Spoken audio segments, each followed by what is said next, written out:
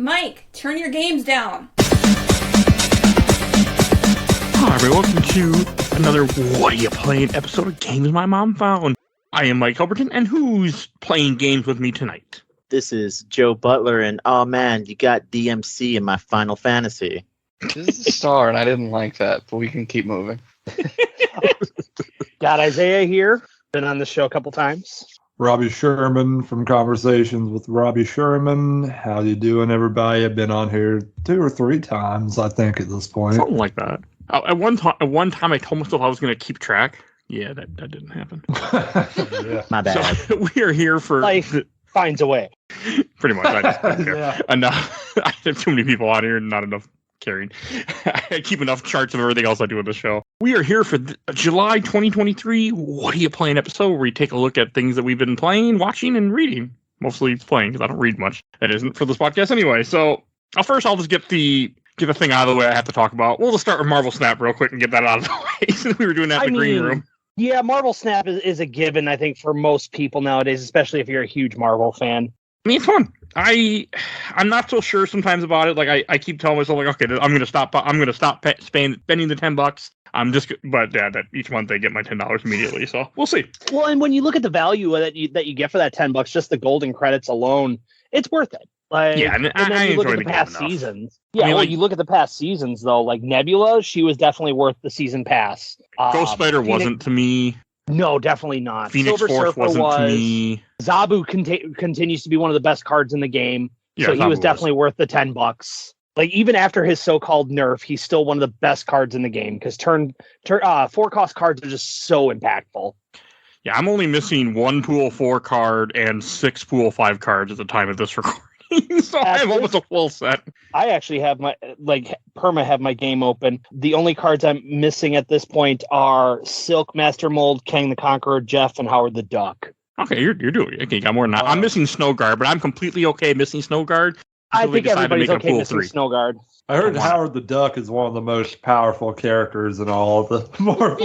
I do want Howard the Duck. I won't buy him, but I'll take them for free when they give them to me. Exactly. He's useful, especially with cards like Iron Lad, where it pulls from, like, it mimics the top card of your deck. So if you can see what that is, you have a little bit more control over what Iron Lad gets, which can be useful. I really want Iron Lad, but I had the dumbest play happen with Iron Lad. For those that don't play Marvel Snap, Iron Lad, you're just ignoring me right now, but Iron Lad will copy whatever card on the top of your deck. I had somebody had a Green Goblin in their deck, so they copied Iron Lad, and Iron Lad just flew over to my side of the board and gave me 6 points for nothing. I'm like, cool, thanks, guy. And then they retreated immediately. As a joke, I Iron Ladded Galactus one time. It was hilarious. I mean, that's okay, though. But, like, Iron Ladding Green Goblin's like, why the fuck is a Green Goblin even in your deck if you're playing Iron Lad? I mean, that's how Galactus is actually run nowadays after his adjustment, is you generally want to stack, like, a Green Goblin or a Hobgoblin over there just to help you win that lane turn 5, turn 6. Well, Iron Lad is useful because, he can, like, think about it. As a Surfer player, if I can copy Silver Surfer twice per game, like, he doesn't sit in my Silver Surfer deck, but just as an example, or as, Darkhawk as a 4-cost card, if he copies Darkhawk, that it's now 6 more power than your base Darkhawk. So yeah, no, he's good. He's going to be free. There's a chance to get him the Spotlight Cash next week at the week that you're here. Yeah, well, I mean, considering I'm only missing 5 cards, I'm not too worried about the other Spotlight Caches, Well, I mean, next week is Iron Lad, Kang, which I could give a shit about Kang, and I forgot what else is in there. Is that the one they refer to as the Conqueror? Yeah, but he's useless in this game. He's a useless card. Actually, I can pull up the patch notes and tell you what's available in the next couple weeks. I know next week's Echo, Iron Lad, and Kang, because I was actually interested. The other weeks didn't matter to me because it wasn't cards I wanted. Right. Most of these I'm not interested in. I just really wanted that. I just really want my sexy Jean Grey variant. Is that the one with Phoenix in the background? Yeah. Yeah, no, it looks cool. Like I said, I'm a Surfer player. So I bought Jean day 1 because I knew, like, that variant would be there. Oh, I love it. See, here's the thing. She's not as broken as people think. Most people, when she came out, she thought, oh, if you can't play that card there, like, you stack Goose on there with her.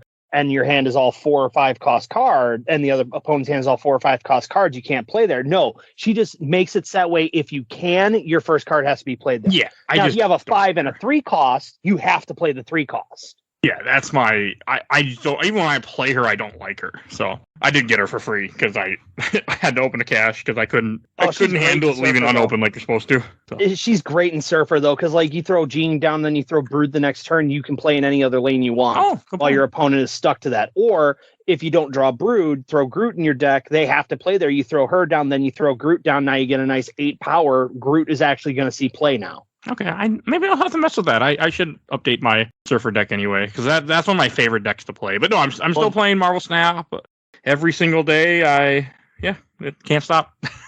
Oh, I love it. It's my go-to. And it's I've only nice when you got a 15-minute break, you can get a couple games in. That I didn't do that I could have done since this game started, and that was one of those stupid weekend missions where I had to win 20 games of Patriot. I'm like, fuck Patriot last week, and that was it. Well, this week it's win 15 games with one of the ones is win 15 games with Phoenix Force in your deck, and I'm like, I'm not gonna do that. That requires effort that I'm not really looking forward to play. No, it's not easy. I think that's enough. Marvels. Yeah, for sure. Joe, what is something you've been playing? Sandstar, that sort of sounds like a card game, huh? I've just heard Iron Lad so many times it doesn't sound like a real word anymore, and so once at that point, I was just like white noise. Not like yeah, I know.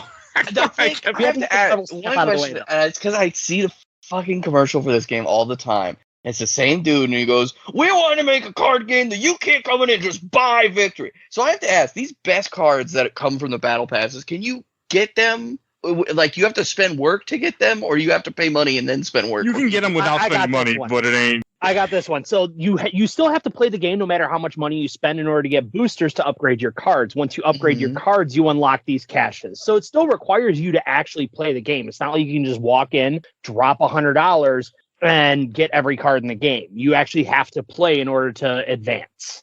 Also, $100 would even get you every card in the game, but no. But as an example. Yes. Yeah, that's fine. At least I just get like certain commercials in my brain because they just keep playing and I hate them. That's my exposure to Marvel Snap more and more. It's just the guy going, "We want to make a card game. You can just come in. Can't buy victory." I'm like, all right, you can buy victory. Okay, I don't care what they say. You drop enough money, you can buy victory. Oh yeah. I think that was Ben Brode in that commercial, who was also one of the guys who worked on Hearthstone and revamped Hearthstone. Yeah, that looks like his face. Revamped. That looks like his. But yeah, I'm curious. Since it was asked, Joe, what have you been up to? What are you playing these days? I'm not going to start off with Final Fantasy 16 because I've been playing that the most. So I'm going to start off with the other game that I played. One thing that I did, actually, I'm not even going to start with that either because I did something else too. I hacked my 3DS. And one thing that I want to say is I bought a 3DS and Mike goes, "Hey, Joe, I bought this card that lets you play games on it." I'm like, "Oh, that's cool. I'm just going to hack my 3DS. I should have just fucking bought the card. My goddamn it. I swear to fucking It's God. worth it. I paid $20 on Amazon. I didn't believe it. It's one of those 501 things on Amazon. I'm like, oh, this has got to be fake. A buddy of mine, good friend of mine, had been on the show, Vincent. He's like, I bought it. It works. So he's like, trust me. I'm like, okay. So I picked it up. Yeah, I can play any DS game. I loaded up. Actually, I'm playing a couple of DS games coming up in the show in a little bit. I'm playing on there. So yeah, worth it. Guess what 3DS game completely slowed down turning on my 3DS? Go ahead, Mike. Guess. We're doing it for the podcast. Kingdom Hearts? Fucking Kingdom Hearts. I downloaded it to the fucking Switch screen. My 3DS now goes from booting in 5 seconds to booting in 30 because that game's so fucking big. Oh, wow. Goddamn you, Kingdom Hearts 358 by 2 days. Why must you be bigger than most 3DS games? Also, I've been playing A Link Between Worlds. It's a great DS Zelda game. It's a great game. It's like you turned your DS into a PlayStation 2. Yeah. It's Nintendo's just upset with you because how dare you do stuff with the console you paid for? They know now that you've said it aloud. Yeah, they fixed it though. They fixed it. You can now. I was waiting to buy one, and like not even a week after they said like, oh, the Nintendo released a patch to break your 3DS. They're already like, yeah, we fixed that. It's cool. So go ahead and update your 3DS. Fine. Oh, okay, because I immediately when I got my 3DS out, I turned off the updates. I'm like, fuck you, Nintendo. If you're gonna try to brick my system because I'm doing things you don't approve of, well, that's not happening. I mean, I get it. It's your right to do what you want. I get it, but leave me alone. Yeah, you might. I think it's only if I don't know if you have to have a brand new 3DS and then update it and then hack it, or if you can still update it and it'll be fine. But I updated it to the current, because you can't turn on the 3DS without updating it. And then then I went to go check. They're like, oh yeah, no, we already have that solved. So go ahead and use our usual guide and put it on and blah blah blah. So that's good. I get it, but in the case where a system is dead, the online shops are down. Fuck it, what do you care at this point? Right. Let people do what they want with their stuff. Especially in a case where you're not making the games. Nintendo only likes to re-release things to a certain degree, so stuff is just leave it alone. Well, guys. It's not like they're going to re-release it on the 3DS. No. So just leave it alone. It's fine. Just let people do it. At that point, let people do what they want. Right. But that's Nintendo for you sometimes. So yeah. Well, oh no, it's their royalties. I'm not the biggest fan of Nintendo. If anyone hasn't guessed that, the royalties are not kidding. It's also a weird thing where I firmly believe you should not be allowed to charge money for games that are more than a decade old, or at least you can't charge more than $10. Fucking forgot to buy Homecoming on the PC. That bitch is now $30 for a mediocre Silent Hill game that's more than fucking 20 years old. You didn't buy it for the $5? No, I forgot to. I'll have to wait till the next Steam sale. Which will be in about 6 hours. Yeah. It's also probably not worth it, but yes. It's also on GOG, by the way, too. Anyways, Mike, pick someone else. Who's next? Star. Dead by Daylight. Let's go with the classic. But I played a lot of it. They just had their anniversary event. So how's Nicolas Cage? Oh, it's 8 days away, and I can't fucking wait. I can't wait for just lobbies of Nicolas Cage. And he's so, at least as of right now, how he plays in the public test beta, which I don't typically fuck around with unless I'm really excited. He's so talkative. He won't stop. And 80% of the characters are mute outside of screaming and pain and stuff. A few of them they added lines to recently, which is kind of interesting. Wesker was one of the first, I think he's the second killer they added voice lines to. The first one was the Korean heartthrob murder knife man.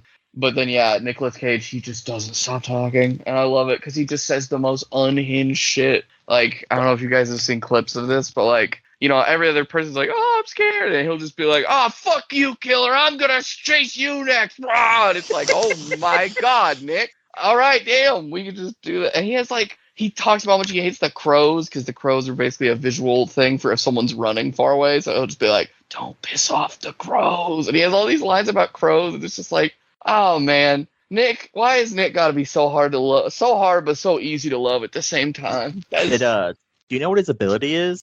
Yeah. Oh, yeah. His abilities are the funniest ones they put in Dead by Daylight to date, which was very appropriate. And they're all, of course, actor focused. One is you get a random 1 in 25 chance of an effect, because basically you can have abilities that you can activate on, in certain situations. But so there's one ability that as long as you haven't used it in the last 45 seconds, you can just use it. It's called Dramaturgy. And you either become one hit down, so you just instantly for 12 seconds can be one shot. You become faster for 25 seconds, or 25% for 2 seconds. You scream, and then nothing happens. Or you just get a random rare item, equipment that assists you doing the stuff in your hand. Which I've seen funny videos of, people just spawning, 70 items. So that's probably going to get a nerf to some extent. It's just, a floor littered with stuff. Yeah, sounds like a nerf about to happen, yes. Plot twist is a perk that if you want, you can instantly put yourself on the ground and in a wounded state, and then the killer can see you. But if you can heal yourself, you come back with full health as opposed to being one shot. So he just and it's funny, people have been cheesing it, but yeah, he'll just lay on the ground. He'll just be standing just on the ground, oh, gotta take a quick nap. Hold on. And then scene partner is his last one, which is when you are close enough to the killer that you get an auditory warning that you're close. There is when you look at the killer's direction, you scream, and then the killer can then get a visual aura of where you are, and then you can see where the killer is, and then you can run off. But it's I have this dream of when he comes out of being a killer. It sounds so terrifying to just be hanging out and then just have Nicolas Cage here. Ah! You're fuck, dude, why? Stop, please. I'm just trying to play. I'm gonna. But yeah. Man, I played Dead by Daylight once, and that was a very long time ago. This is the best time. This is gonna be probably the happiest the community's been up for something memey in a while, and it's getting, I think, better every year. They kind of keep doing stuff. It's okay, this is better than last year, in my opinion. But this is a pinnacle. I'm so hyped. I can't wait for this silly man to be in my silly game it's my Marvel Snap is Dead by Daylight. I'm just I got a little bit of time. I'll just do it with Dead by Daylight. I'll take it. Yeah. So Nicolas Cage hype. Also, did you guys hear the quote he said to fans at the one of the gaming conventions recently? It was instead of E3. Yeah, he basically said like, any person who plays my character in this game, we will share a personal connection. I was like, Nick, oh shit, I love him. He's so wild, but he's also kind of like, I forget what he's done. I know he's done stupid stuff. Fucking dinosaur, T-Rex skull purchasing maniac. Oh shit. So yeah, that's. You love your Dead by Daylight. I mean, what's the point of having Nicolas Cage money if you're not going to do Nicolas Cage things? You know, you're not wrong. Yeah, because that was something I didn't realize, and I think it's something I still need to go see. Is he's playing Nick Cage, his character in the most recent film with what's his name? Pedro Pascal. Yeah, from that film, and so I now want to go see that, knowing that he's that character technically, not Nicolas Cage. But I think his self-awareness at this point in his life is a little more refreshing. And I feel like I don't hear about him doing anything as wacky as he did, like 15, 20 years ago. So I think we're mostly clear. It's okay. They just showed a trailer where he's coming out with his own like John Wick movie where he's an old man. He's an old man protecting his daughter and granddaughter. So I'm really excited for that. I saw that, and it was very much like, let's do John Wick, except play a little bit more into the like slightly immature humor and edginess. And I was like, okay, all right, Nick, you do you, bud. This is a weird bag, but you chase it. No shame. It was also the other thing I've heard that still was shocking to my friends to me is that he said that this was the first time anyone from this industry really approached him for something like this. And I was honestly surprised. I'm surprised no one at this point was like, hey, you want to be a cameo? I'm surprised too, because he's a pretty famous actor. Oh, it's a weird thing where I've heard, because I think whoever plays Kratos in the new God of War games talks about how in like the actor industry, it used to be back then, but now it isn't, where if you got approached for video games, basically your career is over because you're just probably never going to act again and stuff like that. So maybe people always have old fogies in the acting world. So it might be one of the things where it's like maybe Nicolas Cage's, what the actors have, like his manager or whatever, probably just doesn't want him, like keeps denying people away because he's worried it's going to kill his career. Oh, yeah. I mean, Keanu Reeves would like to have a word with you. Yeah. His career's still going strong after Cyberpunk. Like that's the ultimate example of that myth being dispelled. Like Keanu Reeves is still finding work, still pumping out John Wick movies, and this is after he was pretty much he was the main character of Cyberpunk. Let's be real. The main character. Well, yeah, but that's what I mean too. Like that's what they think, because even now, like the guy that plays, I can't think of his name, but the guy that plays God of War, he's like, yeah, they offered me like a 3-game deal and all this other stuff, and like both the games sold well. So he's like, I'm hoping that myth gets put to rest, because it's like actors should be playing in more video games. That way we can have more good acting in them. Oh, absolutely. Yeah, I'm with that too. I agree. I forget the actual actor's name. I know the character's name is Teal'c from Stargate. For those that watch Stargate. Christopher Judge. Yes, he's a good actor. I never sat through the Stargate. I watched a little bit of that and it was like, nah. I tried. I gave it an honest try to watch Stargate after the movies, and I was like, this is just it's so cringe. Completely understand. I watched the entire SG-1 series and I can't tell you why. And this is coming from a dude who was able to sit through every single episode of every single Star Trek series multiple times.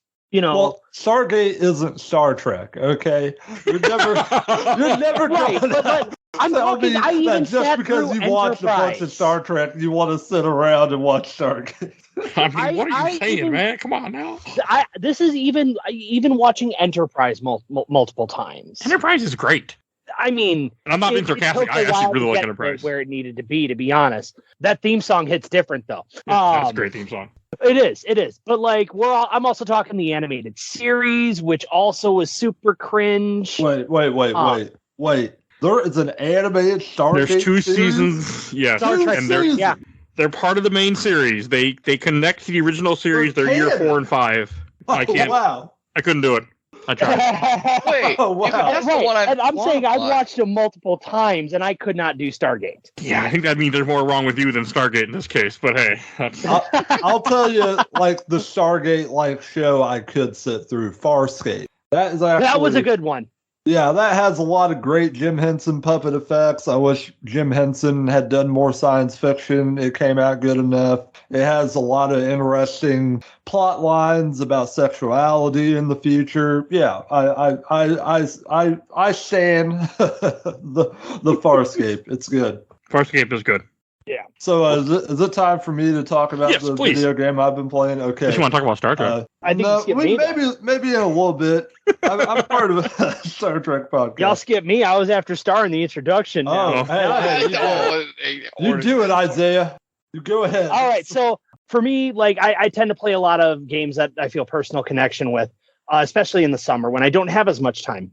This summer I've been playing. I had a major bug up my ass because back in 2021, Mass Effect Legendary Collection re-released. And I'm sitting here for some reason I kept it showed me my achievements and I was missing the Insanity achievement. So that has been my personal conquest this last month. I'm currently on Mass Effect 3 after dealing with all the pain in the ass portion of Mass Effect 2 on Insanity. And if you've never played it, buckle up. 3 is a lot easier on Insanity, but 2 is a pain in the ass. So currently playing an Engineer Shepherd on Mass Effect 3 Insanity, my most hated class, because apparently I'm a glutton for punishment.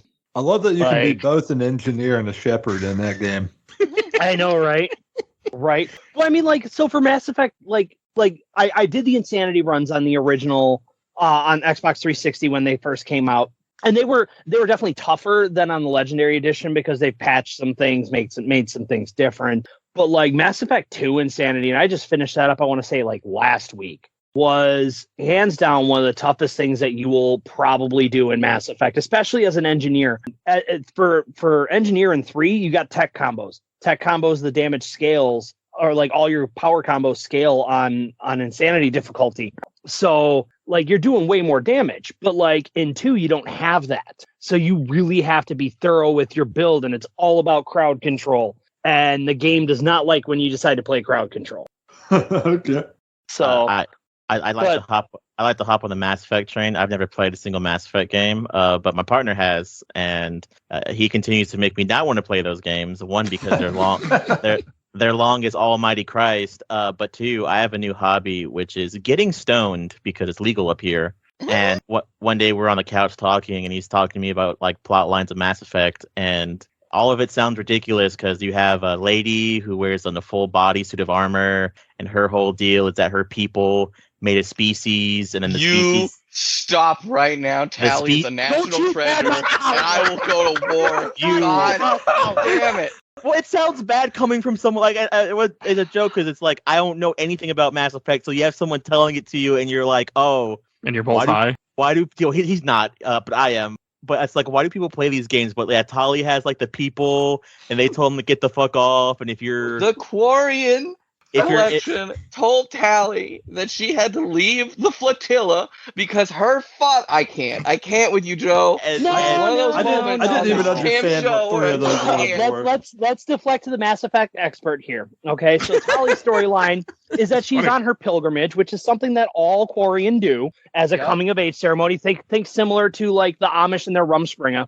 And their pilgrimage is not complete until they bring something back of value to the flotilla, whether it's tech, information, skills, something like that. Now, that Mass Effect 1, Tali's whole pilgrimage is that you helped stop Saren, and she brought vital information back to the Geth. That's how you earn her loyalty. In Mass Effect 2, she is now a respected member of the Quarian community. She is sent as a scientist to find out why a star is having massive dark energy output. That mission was a pain in the ass on Insanity. As an as a soldier when I did it originally. As an engineer, it was actually kind of easy because you get droned. So Mass Effect 2, you secure her loyalty by defending her for treason charges because she was sending parts of Geth back to her father, and her father was recombining them and reactivating them, trying to find a weakness in the Geth neural network. Now, the Geth neural network is think kind of like a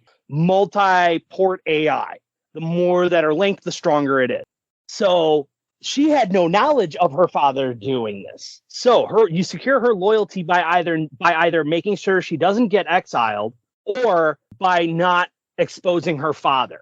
You can make sure that that she doesn't get exiled by not exposing her father, by just pretty much being like, look, Tali's a badass. This is what she's done for y'all. Y'all are stupid. Or you can let her get exiled and not expose her father. In Mass Effect 3 really depends upon what happens in Mass Effect 2. If she's still part of the flotilla, now she's an admiral. She's taking her father's place as an admiral and is helping coordinate the war against the Geth. This is a lot of what she's done, but really who she is my lover, and I will fight right now. I will defend her. She is precious, and she is trying her best out here. I've only romanced Tali once. I try to mix up my romances every playthrough. And I've played every class. I've played every difficulty. Oh, I didn't know. This one. I didn't know this got sexy with this video game character. Okay, I did not know there was a romance. It's possible. So this one, I did the one character I hadn't done yet up to this point, which was Thane in Mass Effect 2. I don't know what I'm doing for Mass Effect 3. I haven't figured it out yet. But in Mass Effect 2, I romanced Thane. So there's an alien that looks like Sheldon from Big Bang Theory, and he said something about. Oh my! You talking about Morden? Yeah, I love Morden. Okay, this is Tali, and I love her, and this is the only body pillow I own, and I will go on the record and say this is a body. Oh, there's camera. Yeah, hello. There you go. Oh, look at you. That's how much I love Tali. Every time I've played that game, I only romance Tali. I don't do anything else, and I can't, even if I wanted to. I think I've tried, and I'm just going, no, I miss Tali too much. Garrus is the best romance out there, because he's with you every single day. Garrus is second. Garrus is very close second. I love that man so much. But he's a space cop, from what I've heard. And that is that leaves C-Sec because they don't do things right. And so then he becomes a vigilante on a space station, and then eventually he becomes the head of a task force for his people, which was just like a token assignment. But that dude goes to hell and back with you. Garrus is always the primary romance if I'm playing a female shepherd outside of Thane in this run. He's the best kind of cop, a former cop, and then a vigilante who says fuck cop. Okay, that's fair then. And then what's the other thing that we laughed at that I thought was really fucking funny? Morgan, who has a beautiful song, and you boiled him down. It looks like Sheldon. Oh yeah, something about that. He made a bunch of raw people sterile or something. I don't know. Yeah. Oh, did you? Krogan, don't you dare talk bad about my best friend. The Krogans are badass, okay? Joe, I don't think you deserve to play Mass Effect at this point. You're right. Don't. Because I haven't played Mass Effect. No, that's what I'm saying. You've lost the ability, Joe. If I hear you're playing Mass Effect, I'm going to riot. I can change that, Joe, if you want to. I did Mass Effect on the show once, but it's terrible because the audio is terrible. I might have to. If you do Mass Effect again, you let me know. I'm down. I will. But Joe needs to play Mass Effect, okay? Because he's missing out on one of the greatest stories BioWare has ever told. And if anybody knows anything about storytelling and video game developers, then you know that BioWare is one of the top. I don't know. Other than the fact that they botched the ending of 3 when it first came out, they made up for it with the Citadel DLC, but that's a different soapbox moment. Ending of 3 is fine. Something about. Once they fixed it in Citadel. I need to play Citadel. I haven't yet. And it feels very. The Citadel DLC is hands down the best DLC ever come out with in a Mass Effect game. Because it hurts me. It's your last hurrah with everybody. I know. It brings back every main character from the games. Right. But it was perfect. And then it fixed the ending, and it made it so that way, you're sending this series off with the endings it deserves. So Mass Effect. I'm sorry.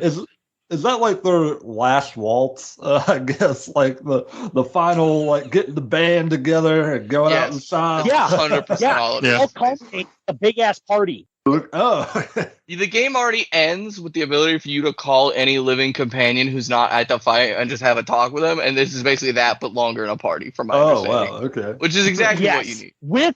With a combat simulator. Okay. I also feel it's really important to make a note for everyone here and the listeners at home. That body pillow is officially licensed from BioWare. I just don't want anyone to think I went out of my way to buy a non-licensed one. That was basically the whole reason why I bought it, was because it was an April Fool's prank, and they think they did Garrus first, and then I was like, oh man, if they make a Talon one, I have to buy it. And then Anyway, we can move on now. I just wanted to really put that on a record. Yeah. So in addition to Mass Effect, I've also been playing the Shadowrun trilogy, which, if you're not familiar, Shadowrun is a tabletop RPG that's based around the cyberpunk style themes. There's a trilogy that came out, I think, on PS3. It is when the first game came out on SNES, but then they came out with a trilogy for more modern consoles in the PS3 era, and so I've been playing that. It's actually really good and it's pretty faithful to the tabletop RPG, other than the fact that you can't hack vehicles as a rigger. That annoys me. I know of it, but I've never played it. Oh, it's fun. It's fun. I bought it when it was on sale. It's like the whole trilogy was like $20 bucks. I might have. And I highly recommend it. It's a lot of fun. Mike, have you ever played a tabletop? Yes, I know for a fact he has. He's muted. I know for a fact he has. So don't let him say no. Oh, okay, I see. I got you. Yeah, no. This silence is no. I refuse. He's muted for some reason. Yeah. We're not sure why. I hope he's okay. Yeah, no, I'm sure he's fine. It's like, oh no, I've always. Yeah, I'm fine. I just apparently don't know how to use a computer. First time. Well, never mind. I played Rifts and I played D&D. Yep. For those that Rifts is one of my favorite systems. It's a cool game. It's like a post-apocalyptic world, and yeah, it's fun. It's been a long it's a time. Tech-based post-apocalyptic world. It's a percentage-based system, but it's a lot of fun. It's very free-form. Like, they don't have modules like D&D does, so your game master really has to be inventive. But they have a lot of source material to pull from and such. Yeah, that was years. That was over 15 years ago. That was a long time ago. God, more than that. Long time ago. We were still in school at that point. Yeah. I've only had experience with tabletop style games through video games. Like, there's a PlayStation 2 version of Dungeons and Dragons, I think, if I remember correctly. Yeah, but that's more of an action RPG as opposed to like a tabletop style. Like, if you want that experience, Baldur's Gate, hands down, of the original Baldur's Gate, which was re-released on console as the enhanced edition, and Baldur's Gate 2. Of the two, Baldur's Gate 2 is definitely more different, and I shouldn't say different. It's definitely better, just because of the things they added. But like you want that definitive tabletop experience, Baldur's Gate Enhanced Edition on console is phenomenal. Baldur's Gate 2 even better. So you definitely can get it from those. Okay, that's very cool. Thank you so much for that. I would say maybe Dragon Age Origins. That's the next one that I'm going to end up playing. Good game. Bust out my Xbox for those. Mm-hmm. But Dragon Age again it doesn't give you that tabletop experience, which kind of sucks. Like, Dragon Age is a great cross between like Mass Effect and D&D. Awesome. Okay. Dragon Age 2 is there, but Origins is amazing. Origins is amazing. 2 had better graphics, obviously, and was a smoother combat system. But 1 just had so much more content to it and a way better storyline. I've also never played Dragon Age. Don't get me started on Inquisition. You should. It's a great series. Inquisition's good too. So yeah, I heard great things from Inquisition. My husband loves that game. Yeah, you'll enjoy it. Inquisition's good. Inquisition takes what worked really well in 2 with a similar storyline to 1. You could just play Dragon Age before you start saying like some elf looks like Gilbert Gottfried, but like cute. I would appreciate that. I like the big buff dragon guy in Inquisition, the Iron Bull. Iron Bull is dope. He's dope. Yeah, I can't believe they turned Jason Momoa into a dragon man. I can't believe it. I mean, yeah, but like I'm probably either next I'm going to be doing Inquisition or Dragon Age 1 through Inquisition, or probably playing Mass Effect Andromeda just to get the Insanity achievement on that. I hate Insanity runs. Not Insanity, but I should play Mass Effect Andromeda one day. It's okay. Oh, it's okay. Exactly. It's okay. It doesn't have the same emotional pull that 1 through 3 has, just because it was a different set of writers. Like, Drew Karpyshyn was the writer on Mass Effect 1, 2, and 3. He wasn't with the team for Andromeda, which I think it would have been way better if he was. But for those that don't know Drew Karpyshyn, he's one of the more prolific fantasy writers in the video game sphere, as well as in the author sphere. He's done writing on Knights of the Old Republic. He wrote Darth Vane's series of books for Star Wars, which hands down some of the best Star Wars writing out there outside of the Thrawn trilogy. He did the writing for Mass Effect 1 through 3. He also did writing on Baldur's Gate 1 and 2. So like he understands how to put a story together. And that's where I think Mass Effect Andromeda failed. Oh, okay. And Rob, what is something you've been playing? Or a few games, feel free. Well, I've really only been playing one video game lately, and it's called Sonic Runners. It's a fan-made replication of a mobile game Sega had out a few years back. It's so addictive, and I feel so dumb because it's just like the most simple thing. Basically, it's the same Sonic formula that you know, but they took out your ability to control the platforming, and you are just running forward the whole time through the levels. And they set it up to where you have like a point system, and then you do so many levels and you progress through the different worlds off of these point systems. You collect items. They're having a big event right now. It's like the 4th anniversary of the game being out, the revival game being out. I'm not for sure how old the original release Sonic Runners is. It's over 10 years, I think. Oh, okay. So I played it. I know that. I had it on my phone at one time. Oh, okay. But it's so addictive. I love the little combo systems they set up with enemies and gems as you're going through the levels. You can add in these little buddies that you earn from going through levels and collecting so many points that will increase your points or increase how your items function. It's so satisfying for me as a Sonic the Hedgehog fan too, because they're really good about like getting all the iconography of Sonic into it. I have never heard a bad thing about a fan Sonic game. Yeah, it's a pretty great fan video game community. There's a whole ton of stuff out there I like in the fan community. There's a remastered version of Sonic CD that I've played, and it's so good. Sonic CD is one of my favorite video games of all time. Oh, okay, I know. I remember that. Like someday I want to do that, but I don't do many Sonics. Like I know the time traveling aspect of that is kind of lightweight. Like it doesn't really necessarily add a whole lot to the game, but I still feel like it's a very There aren't many video games that give you active time traveling options. I always wanted to play Blinks the Time Cat, but never got around to that. That looked like so much fun. I tried recently, and it hasn't aged well, and it made me sad. The concepts I liked a lot. Oh, how can you tell me an Xbox game didn't age? I know. I still had hope. It's almost as if we know someone who has a podcast about old video games and know if they age well or not.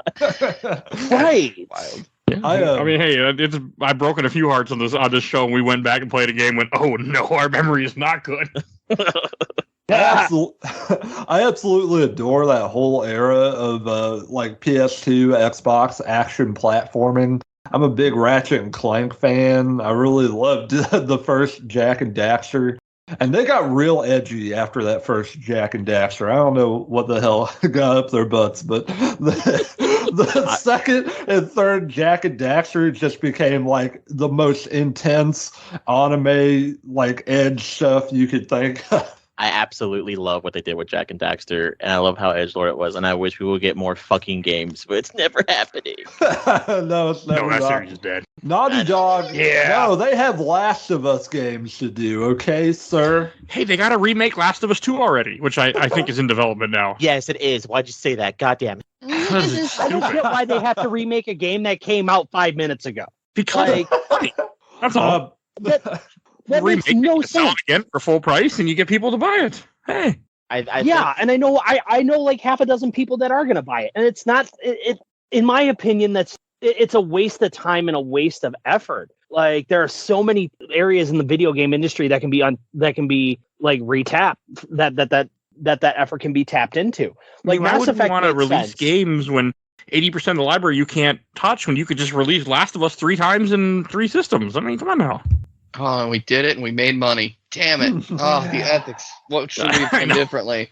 Like, there was an article that came out recently that the National History of Video Game Preservation thing was talking about. I forget the actual what their actual organization is called, but they came out like, I think it's like 83 or 87% of games. Yeah, I think it's 87% of games are not available commercially. I fucking believe that. Yeah, see, those can be remade because a lot of these studios hold the IPs to it, or they can purchase the IPs. You know, even they're like, yeah, you can't re-release this stuff. It isn't out there. And, you know, I was thinking of, I mean, I'm a big, as I've said many times, I'm a big emulation guy. So I'm like, for me, like, that's fine. But one of the things that they even said is like, emulation is not for everybody. And yeah, it's not. So I get it. Yeah. There's a remake of a game coming out that I'm gonna make Mike play. What's that? Clock Tower. Ooh, I played Clock Tower, the original one on Super Nintendo for the show. Actually, Yeah, it did not age well. I'm excited for the remake. I'm sure the remake can age well either. That game is bleh. If you don't mind me talking about something non-video game related, Sure. I got this Web of Spider-Man comic at a local thrift shop. It's issue. What is the issue number? It doesn't say the issue number on the front for whatever reason. 92, September 92. Yeah. It's all about Betty Brant going in to like take down the Foreigner for the death of a reporter at the Daily Bugle. And I really love her red hair. Like, I don't know. She looks like all the tough girls in an Image comic in the early 90s, if that helps anyone get a picture of what she looks like. Yeah. Yeah. It's issue 92, by the way. Yeah, issue 92. Web of Spider-Man issue 90 is the one with the as like a random guy in the cover in a yellow suit. Yeah, and and her and Spider-Man end up taking on a team of assassins, two of who died earlier in the issue. Having to look through this. What issue is it? Issue 92 of 92. Web of Spider-Man. 92. Okay. It came out in 92, by the way, too. Yeah, the team of assassins is Warfare, Silence, Pulse, and Swift. I feel like Swift got the short end of the stick when it came to naming, let me tell you. I mean, these are your dime a dozen characters that aren't going to make it out of an issue or two. No, that's the whole point of it too, you know, like they come in and they're just there to get their asses creamed like in a blown up building. It rules. Betty Brant is my second favorite Spider-Man girl, of course, after Mary Jane Watson. No one will ever defeat Mary Jane Watson as the ultimate Spider-Man girl. But Betty Brant, she's pretty cool. She has a lot of comic book appearances, and she's also played by Elizabeth Banks in the Sam Raimi Spider-Man movies. And that is just perfect casting. God bless Sam Raimi.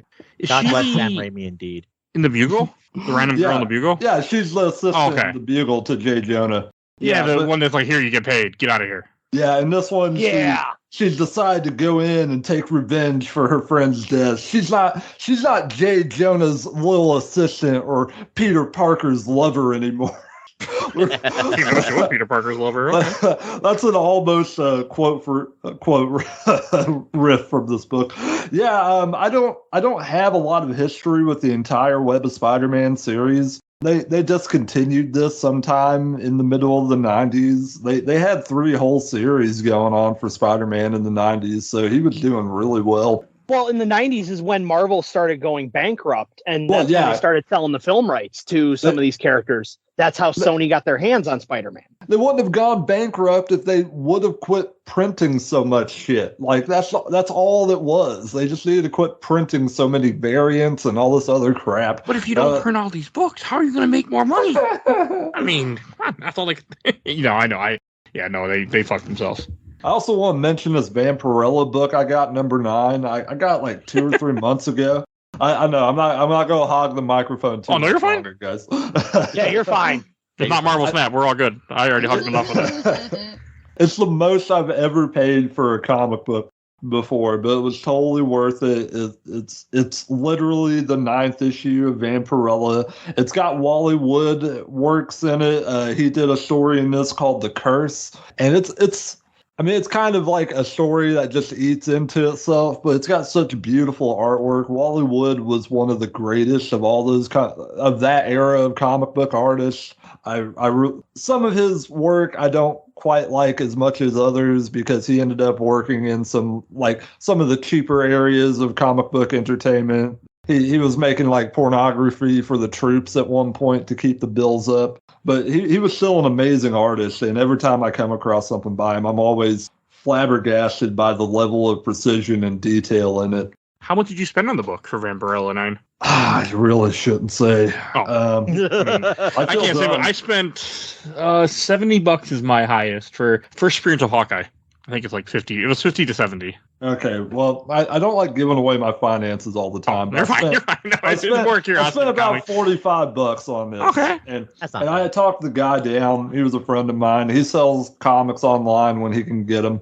The only problem... I used to be big into comics. Now I'm not like, I still buy them, but not. The prices jumped up too much for me lately. I got it cheaper than I would have in some other ways because it's lightly damaged, and it's only one thing. It's only one type of damage. Somebody, whoever had this through the years, they filled in all the lips with red. It's a black and white comic book, guys. What? That is the weirdest way to damage a comic. Yeah. So when you go through it, like every page is like black and white except for the red lips, and it's almost cool except for the fact it like almost destroys the value of it. But even a damaged Vampirella number 9 you can sell for up to $40 or $50. So they're getting that's that not bad. rare. I only buy Marvel and DC comics. I kick myself because I have the entire run of Invaders comic, which is a World War II comic that I only bought because the cover had a dominatrix in one of them and a Nazi symbol. I'm like, I know how you are, man. I know how you are.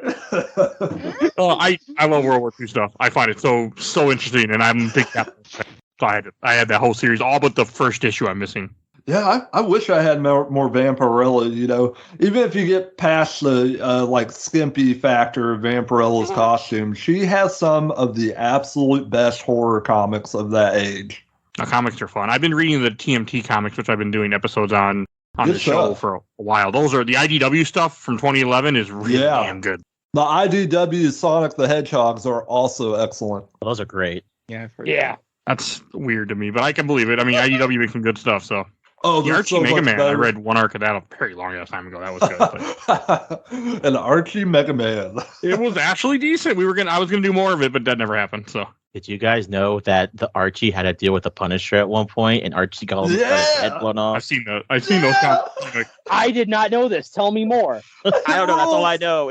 Archie. The Punisher's after Archie. That's what it is. There's it's a one shot, and there's also Archie versus the Predator, where the Predator kills Archie, and there's some really random ass shit too. There is Archie versus Sharknado, and it has a very explicit Evil Dead call out where he uses a chainsaw to take down some of the Sharknado. Oh, and I do have one other game to mention that I was playing.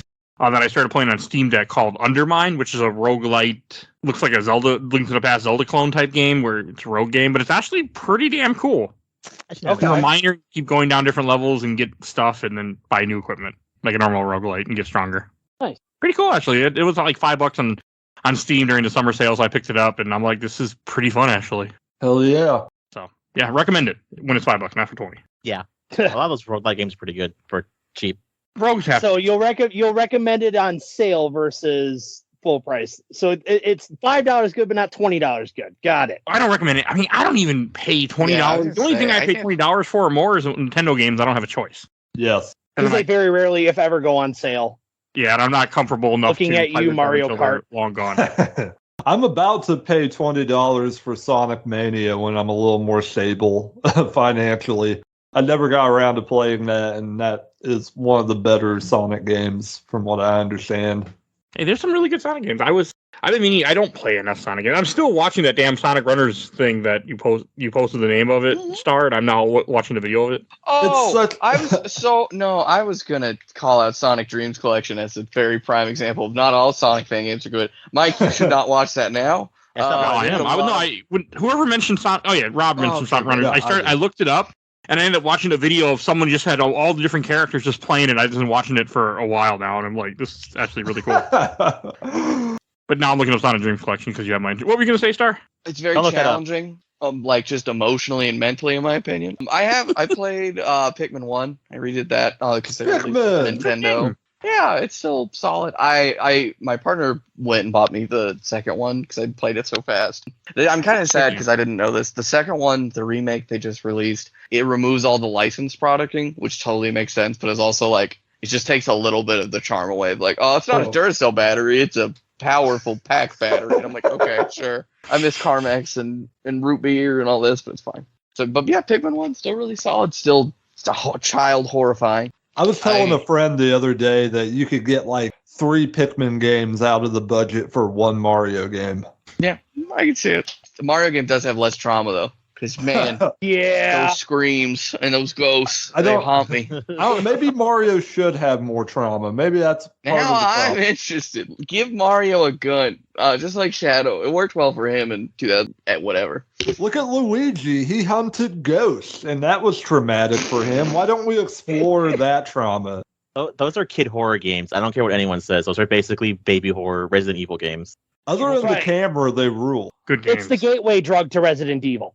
Yeah. Oh, fuck, I gotta play Resident Evil soon. So many good and bad Resident Evil. I'm really proud to say I've never been able to beat a Resident Evil game. Oh. Yeah, I can't say that. I've beaten a few, and I'm gonna beat more. Yeah. The first one, I couldn't find that you gotta fucking fix your gun. life on that one. We were talking Play about 4. two. Just gotta play 4. Just play 4. Play 4 original before you play the remake. I recommend that a lot to people. Oh, okay. Interesting. Thank you. Yeah. 'Cause Yeah, they're not wrong. playing 4 remake is kind of like a handicap, and then when you play remake, you kind of learn stuff from that. But we're talking about tabletops earlier. I decided to start playing with my partner Baldur's Gate 3, which was shown off to people as a white-haired elf man had sex with a bear. So I don't know why they released that as gameplay footage, but good job, Baldur's Gate, because now everybody's there's an IGN like play where they bring in the people who make Baldur's Gate and they show off some of the game. And there's a character that you can bring into your party he's a white-haired elf twink man who you find out through certain playthroughs in the beginning that he's a vampire, and it's just him getting up and he's naked, and then there's a bear that gets up and like he basically fuck the bear. Oh, okay. I did hear about the bear fucking. Yes. Yeah. I But it got think- you to play the game. No, So- not at all. I was in a group and there was a pretty strong response of like, I don't know if we like this type of content, and I think we're gonna halt conversation about it. And I cowards. I think if we were gonna have druids who could shapeshift into other animals and have human consciousness and human consent, and they want to be a bear, and you want to, like, fuck yeah, dude, I'm here for it. I think we need more challenging fantasy bullshit like this. And there are other options in this list. It's like, oh, what type of creature do you want? One definitely sounds like a wolf. One sounds like a bear, and the other was like something small and sneaky. And my brain has been going, man, what is that other one? It could be so many things, and I want to know, and I'm excited to find out. And I am a little sad that the media is focused on it, but I am also very proud of them for going, you know what we're going to do? This game, bear sex. That's it. It's happening. Well, no. I mean, how do we has anybody actually encountered that scene in the game yet? No, it's after No. the. So Yeah, how do we build. know? How do we know it's not them playing some like random joke and just including things from movies like Super Troopers with the Halloween costume? No, so I played that beginning, and that even the beginning, which I barely even scratched the surface of, because there's an alpha build out right now where you can play up to a certain point. I did what I had to there. Apparently, I killed someone on accident, so now I have a locked door. Me and my husband are thinking about re-rolling because I think he's something and I'm a ranger, and we have no healer, and it's a bad time. But shut up! I can hear him in the background. We got someone killed, but the same white-haired guy, he's a vampire, and there's a part where you can free him, and he's like, "Oh, I'm really weak. Can you help me out?" And it doesn't say how to help him. It just said you can agree to help him, and apparently he just noms on you as a vampire, and then you completely skip like the tutorial boss fight and everything, and you wake up from the crashed ship, and it's just like, what the fuck, dude? He's like, yeah, I probably should have told you I'm a vampire. My bad. By the way, like I want to make it clear to the general public that I only support this only if the bears are as hot as like the rest of the Baldur's Gate women. You know, No. I just want bear. equal- It's a full bear. Just It's a full you bear, like a- it standard doesn't. bear. It doesn't even have like a sexy bikini or something to wear. Like Bear. Brown God, bear. they're Bear. not even trying. Listen, if we want to put a bear in a bikini and that makes it different, fine. But as long as we can just, as a group of people and humans be like, you know what? Consensual human transformational bear sex is cool. That's all I care about. I can walk away, Look, Oh, also, okay. So it's a transmogrified bear. It's not just like a. Yeah, it's a Dumb man. bear. It's a druid who can turn into other creatures. So he turns. It's not into a bear. yogi bear. no. It's a very real brown bear. It's But it turns back into a human. I don't know, but I mean, I seduce the dragon every D&D session I get. I don't care if that thing turns into a human or not. I'm gonna fuck that dragon. But The other game that I need to play today because it just came out is Exoprimal, and I've heard cool things about that, so I can't wait to play it. What's the hell about? I don't know what the hell that is. Exoprimal is Capcom's new cash and grab game where you basically, it's like, I don't know if it's for PvP, but it's 4 people and then you fight a bunch of dinosaurs. One of the characters on the team, because you have like a team that you talk to, you have make your own character, and she very much looks like the main character from Dino Crisis for some reason, and everyone is just butthurt at Capcom. But I think it's fine. There's some point where like there's a raid where you have to defeat like 1,000 velociraptors and like a portal opens up and it just keeps continuously dumping out velociraptors. And people said that the game still runs at 60 frames. So I guess Capcom knows what they're doing. But it's also very much a cash grab because it's like Smite where it's like, oh, you can have your characters in your regular skins, or we can sell you the skin where your character's a pirate, or we can sell you the skin where your character's a cute Chun-Li because we're Capcom. So it's... Right. Yeah. Oh, they'd take some money out of me for that Chun-Li costume, let me tell you. That's a woman I admired greatly as a young man. She really does just look like the Dino Crisis protagonist. That side red hair swoop. It's like, boy, why? Man, I had some cool times with Dino Crisis when I was a kid going to arcades. There's I'm gonna post it. I was gonna post it in this chat, but I don't have it. My partner's character is whatever is in the Facebook chat, and he said he did that, but he was playing for like 3 hours a day, and that's what he got. But it's also like Warframe. It's like Warframe and dinosaurs. If anyone ever played Warframe, and that game, I don't even want to imagine how much money my partner sunk into that game. It's terrifying. I haven't played Warframe in years. It's a good game. They had a huge update recently, and it makes the game really cool. And it has a lot of story stuff in it, and there's like a single player story too that explains how the first Warframe came about. It's all kinds of cool shit. I'm waiting for them to cross mog everything because we played on Xbox originally, and I'm not starting a whole new fucking game on my fucking PC. Right. I agree. That is it sucks. Biggest gripes with Dead by Daylight to this day is they did create a system for cross-platform account progression and like because you can share all your content, and they're like, yeah, we made this, and like we'll eventually bring this to more systems, but for now we're primarily just going to let it people who have Stadia and Switch accounts merge their accounts, and they have never released any other mergers. And it's like, who was like, yeah, I play this exclusively on Stadia and Switch, and I really need my account merged? And they're like, we got your back. It's like, oh, I play this on PC, Steam, and Xbox Game Pass. And they're like, nah, you can't do that. We're busy. We can't make that a thing. It still makes me spicy. Well, and like with the way that video games made, it's just a bunch of flags that go onto an account. So you figure it'd be a lot easier for them to just do cross progression like that. Exactly. Yeah. Industries are wild. The last game I wanted to say that I have been playing was Frostpunk, because it's that time of year where I'm just so hot, and I play Frostpunk and try to just feel cool, and that game still holds up. I love that game, and I can't wait for its weird sequel whenever that comes out. What kind of game is that? I have no clue what that is. I've never heard of it. Frostpunk is a city management in a sort of 1800s British ice apocalypse. And so it's very much like, you take like these, British people from like the 1800s, and they settle cities basically a global climate apocalypse via snow. And so I play it, and it helps me feel a little more cool in these hot days and nights, because I'm just like, oh yeah, I wish this is the climate apocalypse we were heading towards. Just snow everywhere. Yeah, I feel you. Same. Oh, yeah. I'd rather have that. Yeah, but it's really fun. It's the game.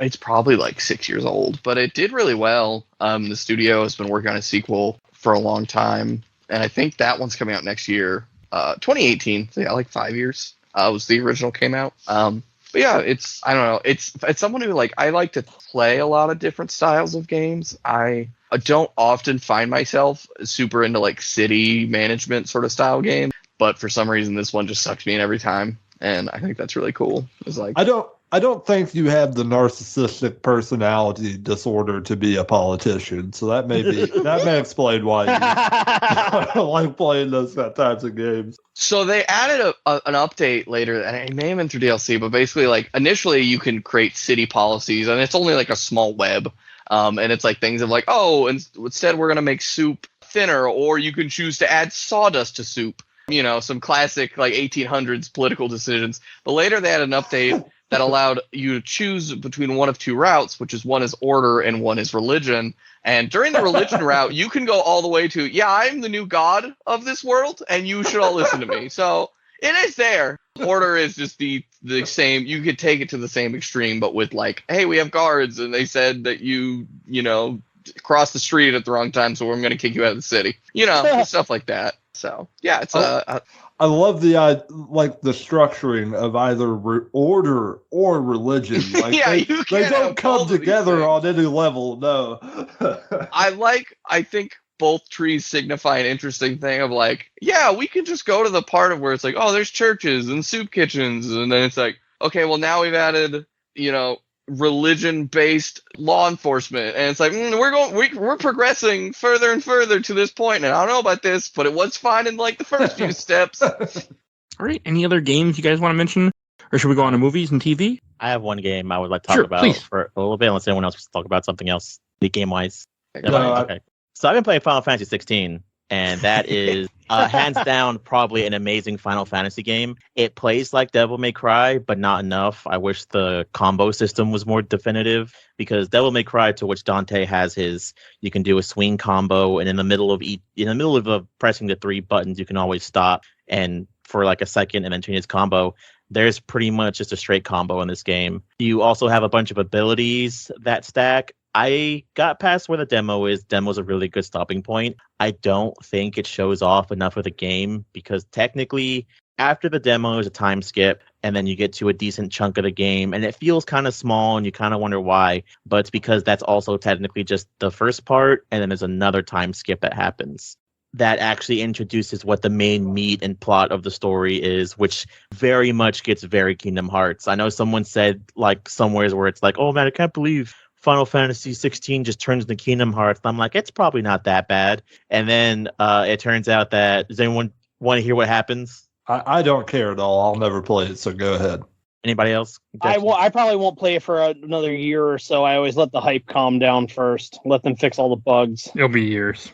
Yeah, I won't remember this conversation, even though I'll edit it. Yeah. Oh yeah, that's right. what I I won't think remember. too. It's fine. So you basically have the main character where his family and they basically have icons, and every icon is basically someone from the Final Fantasy series. In the beginning of the game, you're playing as Clive, and you see what is basically Titan fighting a big snow woman who is Shiva, and you kind of get into Clive's backstory, where for his family, his dad's a lord, and then one of the things that's really cool is you can hit the PlayStation button and you can read up on stuff to find stuff out, and there's also like a guy you can go to that has history of characters, and you kind of find out that your parents are cousins, but that's all weird. Game of Thrones, like this is how it works back then, so no one bats an eye. And so your brother, instead of you being the main character, being the icon of the Phoenix, your brother is. So you decide one day they're going to go out and whatever, and it turns out that a bunch of guys got into the same armor that your kingdom has, and they end up trying to usurp the throne. They kill the king and everyone else. Your brother turned into the Phoenix, but Clive somehow turns into Ifrit, but he's not really Ifrit, because there's a part where whenever they fight, you see Ifrit like just completely ripping the Phoenix to shreds. And I have to give it to this guy that plays Clive, because his like guttural screams of him watching his brother being ripped to shreds as the Phoenix is just peak voice acting. Like, it's just amazing and great. To which then you're introduced to a new time skip, which is like 10 years later, where Clive's mom, who was the one you find out did the usurping and lets the enemy in, makes Clive a slave, which is why he has that mark on his cheek. And basically in this version of the Final Fantasy world, if you can use magic, they make you a slave for the kingdom, because you should be giving your magic to the kingdom or whatever, blah, blah, blah. But everyone else uses crystals. To which then you're saved by the most hunkiest goddamn Final Fantasy character, man, who is Sid. The Sid of this game has Odin. He has lightning powers. And my God, this man could like wet, and I'd be on the floor collecting it in a cup wanting to drink it. Jeebus, you are right. Like, I can verify, yeah, accurate. Yeah, like voice smooth as butter, just sexy of a man. But Like me, right?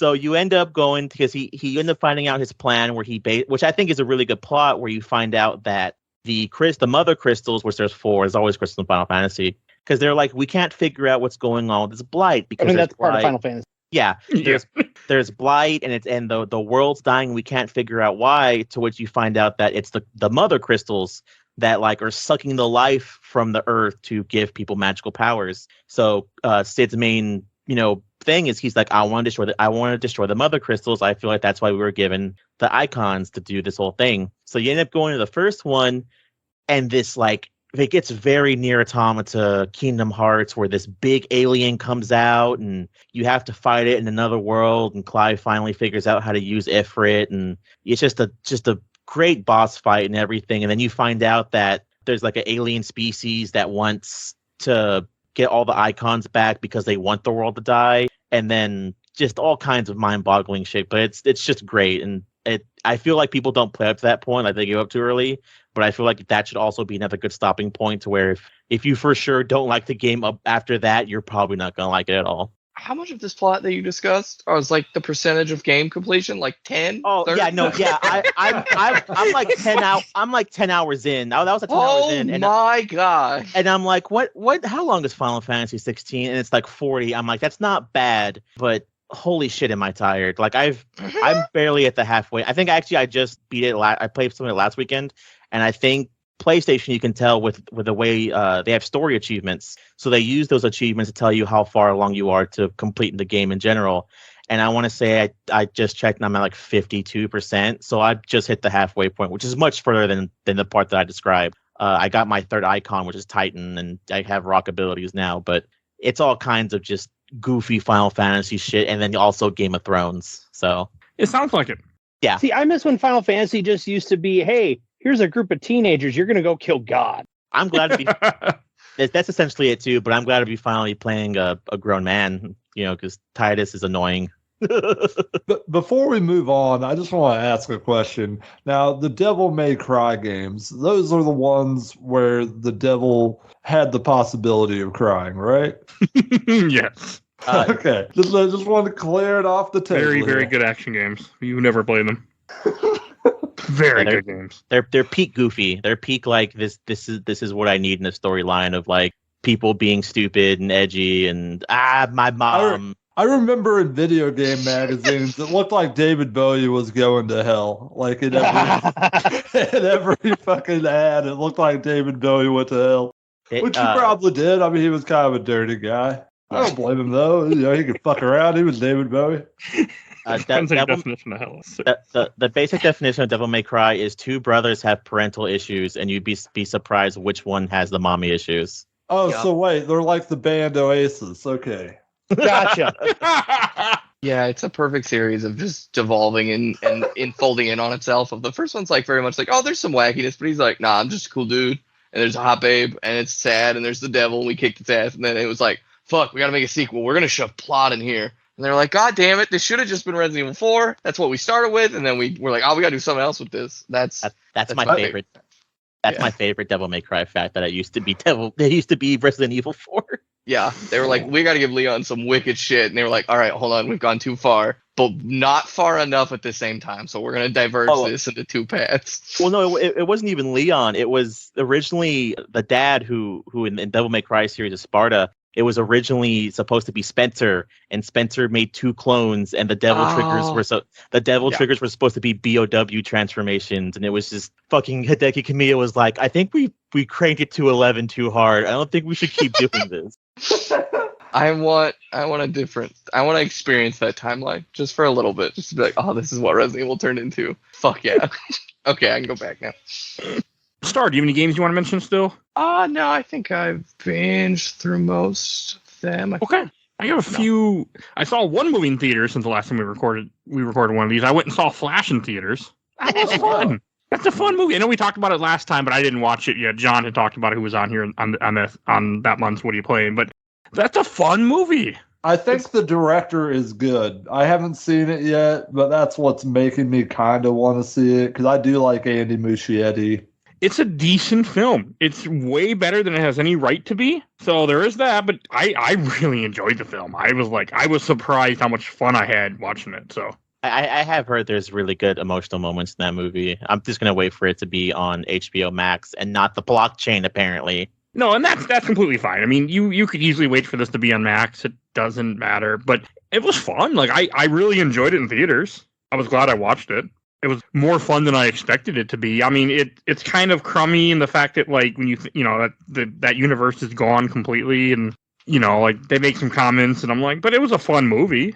There's a few really good jokes in it. Yeah. Speaking of the Flash, the Batgirl plot got leaked, and it was actually supposed to piggyback off the Flash. Why did they have to do that crap? I was so pissed when they called that. Like of all the things to do to just disappear this movie and make sure no one ever sees it like that. I felt so cruel and fucked up. Ugh. You guys want to know the worst part? What? Sure. Well, yeah, sure.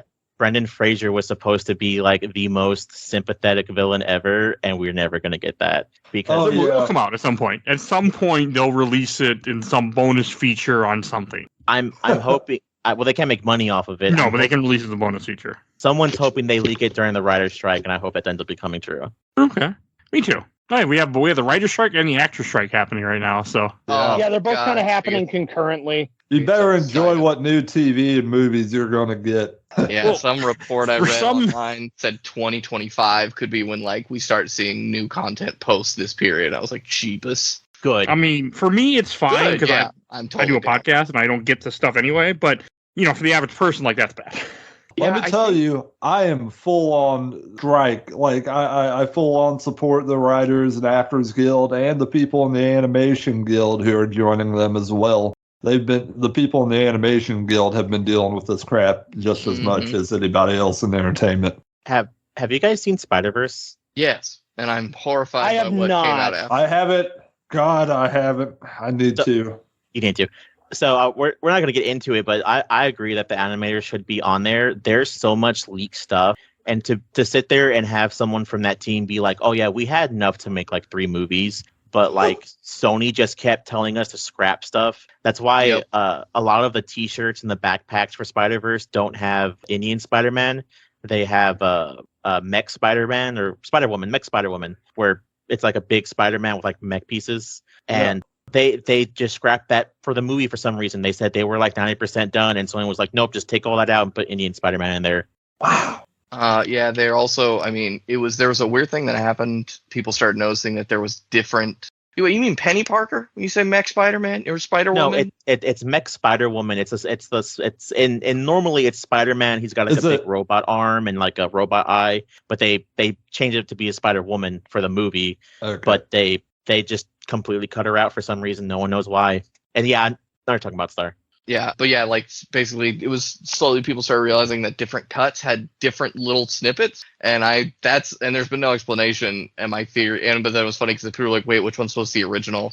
And it was usually small things, but there was a scene where, and not a big spoiler, but where Spider-Man was riding a horse in one for a few lines of dialogue, and everyone be like, oh, I just didn't even see that in my theater screening. And so there's these different versions that are out, and I'm pretty sure it's partially because of that. They said they were cutting stuff and redoing it up to the very last minute. So strange. Yeah, it's an interesting thing that I don't know how much, outside of what's already been leaked about they said they went through 50 animators had cycled in and out of this during this movie's production. So it's Jesus Christ. I haven't seen it yet. I need to. I just haven't. Man, where did Chris Lord and Phil Miller find the time? Because they put out a new season of Clone High recently, too, that they'd been working on over the last couple of years. These guys, they can't possibly be sleeping any more than 3 hours a day if this is the fucking case. It's crazy. I've seen a few episodes from that new season series. It's not bad. It's been fine, what I've seen. I haven't watched it all, though, yet. I haven't either, but it's definitely it's fine. It's better than the original just by how it's aged. So yeah. I loved all of it. My biggest issue though is they really need to take a hammer to this old guy who keeps being like, we need an episode where the first episode makes fun of cancel culture and we make fun of cell phones. But that's modern day boomer humor. It can't go away. That was still better than other examples of modern day boomer humor. I still found laughs in that first episode stuff. like compared to a lot of other attempts at such humor. Yeah. Mostly because the acting is so funny. Like Will Friedle is just so committed as an actor all the time. He's always so funny for me to watch. I've been continuing my series of King of the Hill. We're on like season 8, and it's still pretty solid. And I'm very happy about that because I had no idea if we were going to make it this far. And it's like, yeah, it's still serviceable even after all these years. So excited to see what they do with the new series whenever that comes out. My biggest issue is you can tell when they make that TV show into more of like a streamlined TV show. And yes. It's whenever Peggy, have you gotten to where Peggy falls out of the sky? Yeah, I think it's around like 4 or 5. Because, a lot of the extra cast just goes away. And they bring them back for the occasional episode, and it was something we noticed. And it was kind of sad, because those were some of the, like, I think, best episodes when you had, like, I mean, I'd even say series of episodes, so it's like, oh yeah, there's, Connie and Connie's parents just casually in the back, like, actually having lines versus, oh, they're there, they just don't say. They also removed Hank's daughter. God, we haven't watched it in a hot. Luann. Because they had Luann move out of the house, which was very much like, I felt like just an excuse to get Luann's character out of more episodes. Well, Brittany Murphy died. Yeah, you can't really bring Luann back. No. She's still in the show, and she's like in the back, but she's okay. just in less episodes. I don't know when she passed. If she passed before the series ended, I would have to look that up. But I am sad. Yeah, that was the big thing, of course, when they announced the new series. I was like, oh, there's like 2 characters who will not be there for obvious reasons. So is Lucky in the series at this point? Yes. Lucky? Yeah, Luann's like trailer trash husband that she falls in love with somehow. Oh my god! He's played by Tom Petty. No, he slipped in pee-pee. I don't He think slipped in pee-pee at Costco. I don't think we've seen him yet, and we're at like season 8, so it must be soon. Because I remember he has a pretty prominent like presence after he's introduced for a while. No, sir, he slipped in pee-pee at the Megalomart. Oh no!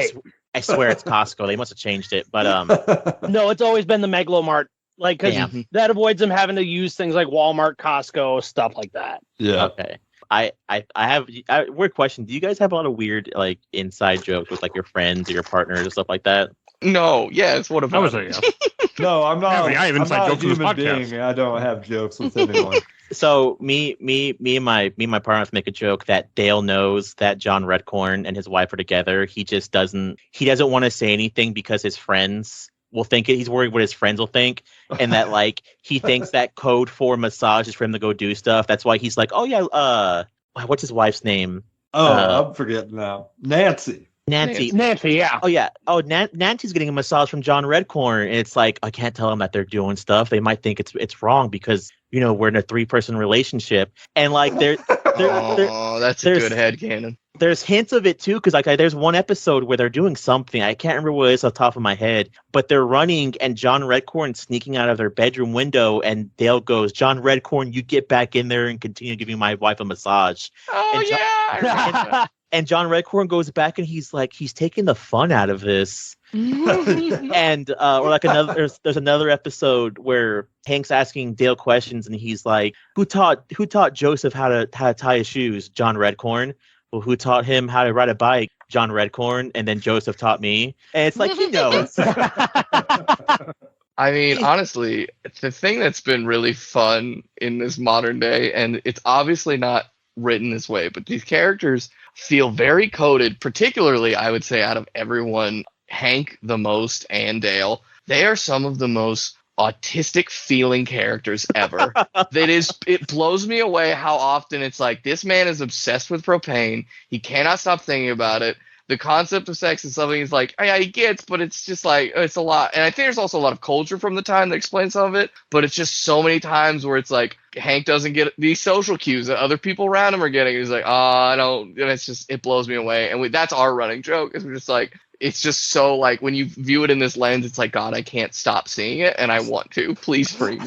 There's a whole episode where Hank is getting so turned on by propane in his dreams that he imagines Nancy like naked and eating like propane burgers. Yes, it's an episode. Specifically, the little key detail is that he starts feeling bored with propane, and he doesn't recognize that's what it is. But then he installs propane in a hot tub, and he's like, the thrill, it was so different and used in such a way I've never seen before. And I was like, oh my God, this man. And it's like, I love it. I love it.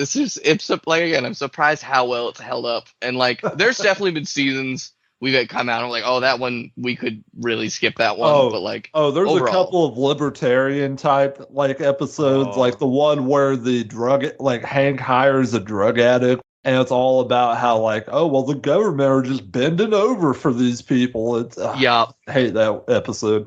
There's also an episode where Hank becomes a pimp, and that was a weird episode that I just like. Though I mean, the worst one. There's an episode with dolphin sexual assault, which isn't even like funny in my opinion at this point. But the one where he unintentionally becomes a pimp is a beautiful line of like, what the fuck was this? And it's beautiful, and I don't want it to stop. I want to say something real quick. Peggy was rocking that shit when she got in that like hooker outfit. Like, I was like, go Peggy, this is great. Like the empowerment and the outfits, and it's just Texas 2000 culture of like, wow, what a skank. And I'm like, this outfit is some of the most like tame stuff. Yeah.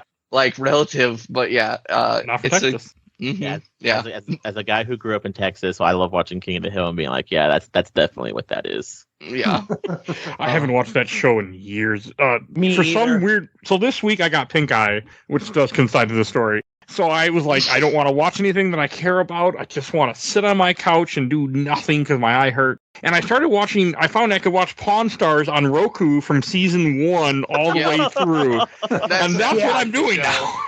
That sounds like the show to watch when you have pink eye. The show is so stupid at times because it's so scripted. Like, I know it's scripted, but I'm like, this is fun. Like, there was one where they told the guy that these cards were fake. He's like, if the cards are fake, then is the wife real? Is the dog real? And I'm just like, why'd you made me think of Blade Runner when you were saying this? But it also came to my mind because in Blade Runner 2049, it asked, is the dog real? Well, I don't know. Ask him. So that's what it made me think of. And it was just like, it's so stupid, but no, yeah. So you can, if anyone's curious, you can watch all the Pawn Stars for free on Roku if you have a Roku. Or just download the Roku app on your phone. It's a little annoying to do it on your phone. You have to press more buttons to get to the mobile part of it, but you can watch all Pawn Stars if you want to. You are the only person equating Blade Runner and Pawn Stars together on the entire planet. Let me tell you. I'm sure I am. The part of that show where it becomes too much is when they have their background skits. Of like there's a scene where they're interacting with customers, and I'm like, okay, it's scripted. But from what I've heard, like those sales of the amounts actually do happen, and it's fine. Well, the amounts happen, but it's all happens before they film it. Everything in the filming is fake. Yeah. But then it's like, Johnny, you gotta stop not helping the customers. Dang it, Paul! I just am really into my new. Like in the first season, there's a random girl named Peaches that they have a skit where like, you're always late, Peaches. We're gonna make you work third shift with Chumley. And Chumley's like, oh yeah, I get to work with Peaches. I'm like, you don't even work there, Chumley. Like that's where I throw up. I'd be like, I can't. I don't know. The skits to me are like they're okay in the beginning because the show is newer. Like, I'm only in season 2, which I've actually have realized I've seen all of season 2 at least twice in my life because I recognize it way too much. Because I think Netflix just had a couple seasons at one point, and I watched them every so often. I'd rewatch them, but it's for some reason, especially watching the old stuff, is kind of fun. I really like it when the grandpa's like, damn it, Chun-Li, you left your crack pipe. There's some funny shit with the old guy. Like, I wonder how much of that was actually scripted, or he was just like, fucking you assholes. Like, senile. I have it's my headcanon that kind of stuff was real. Like, he was just a crotchety old man that cares more about making money. Oh, you couldn't get that guy to act. Like, that's him living his life. It's strangely amusing. Like, there's one part where in one of the season 1 episodes where they get a kite stuck in on a light. They're like, how much you want for it? $75. Like, how are we going to get this down? I'm like, I'm pretty sure that wasn't scripted. Mm-hmm. I'm pretty sure that just happened while they were filming. They went, well, fuck it. There we go. We're going to just put it in the episode. There was another part where he drives off and a chair fell out of the back of a truck and broke. And I'm like, yeah, I don't think that was scripted either. Yeah. No. I think that really, he broke the chair because he wasn't paying attention. And they just went, fuck it, it's filmed. Oh, well. I wonder if they script the stuff where they buy shit that ends up being fake, or if they actually did accidentally buy fake stuff. I think they probably accidentally did, because think about it. Like, I've known quite a few people who've gone to Vegas and have tried to go into the gold and silver pawn shop, and that line goes around the block, like just to get in to browse and shop. Like, the people that are coming in to do stuff, like to sell stuff, they get screened by History Channel, but they don't find out whether it's real or fake until it's actually on the show. So That's cool though. I was in Vegas, but we were just on the strip, and the shop was farther away, and I didn't want to Uber there. But I thought about it. I mean, it probably would have been quicker to walk. Ubering wasn't bad in Vegas when I was there. The only other thing I'll inject is a little more weeb. I've been watching an anime called Romantic Killer, and it's pretty fucking funny, and it's on Netflix. It's a Netflix original. Most Netflix original animes can be really hit or miss, but it's literally just a girl who's like, man, I don't want a boyfriend. I'm into video games, chocolate on my cat, and then a deity appears and is like, I'm gonna put you in these classic cheesy ass anime scenarios to get a boyfriend, and her just constantly fighting it, and it's very cute and very like just easy to watch and laugh at and move on. So that's the only thing I've been watching. So one series I recently finished up watching, it's a Netflix original, The Last Kingdom. Super good. 5 seasons. It's got like 48 episodes total, or 46. But it's based in like the 900s ish AD in England, and it covers like the Saxon Norse wars. That sounds cool. I haven't heard. Yeah. I think I've heard of it, but I've never watched it for sure. Super good. Definitely. So there's the 5 seasons, and then there's a 2-hour movie that came out afterwards that kind of ties everything together.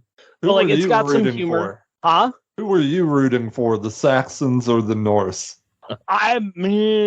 Honestly, I had no one I was really rooting for. I was just enthralled in the show because the main character, he's just like you learn to really love him as a character because of the shit and the pain that he goes through. Sure. Like all throughout the entire series. So that I wasn't rooting for one side or the other. I was rooting for him.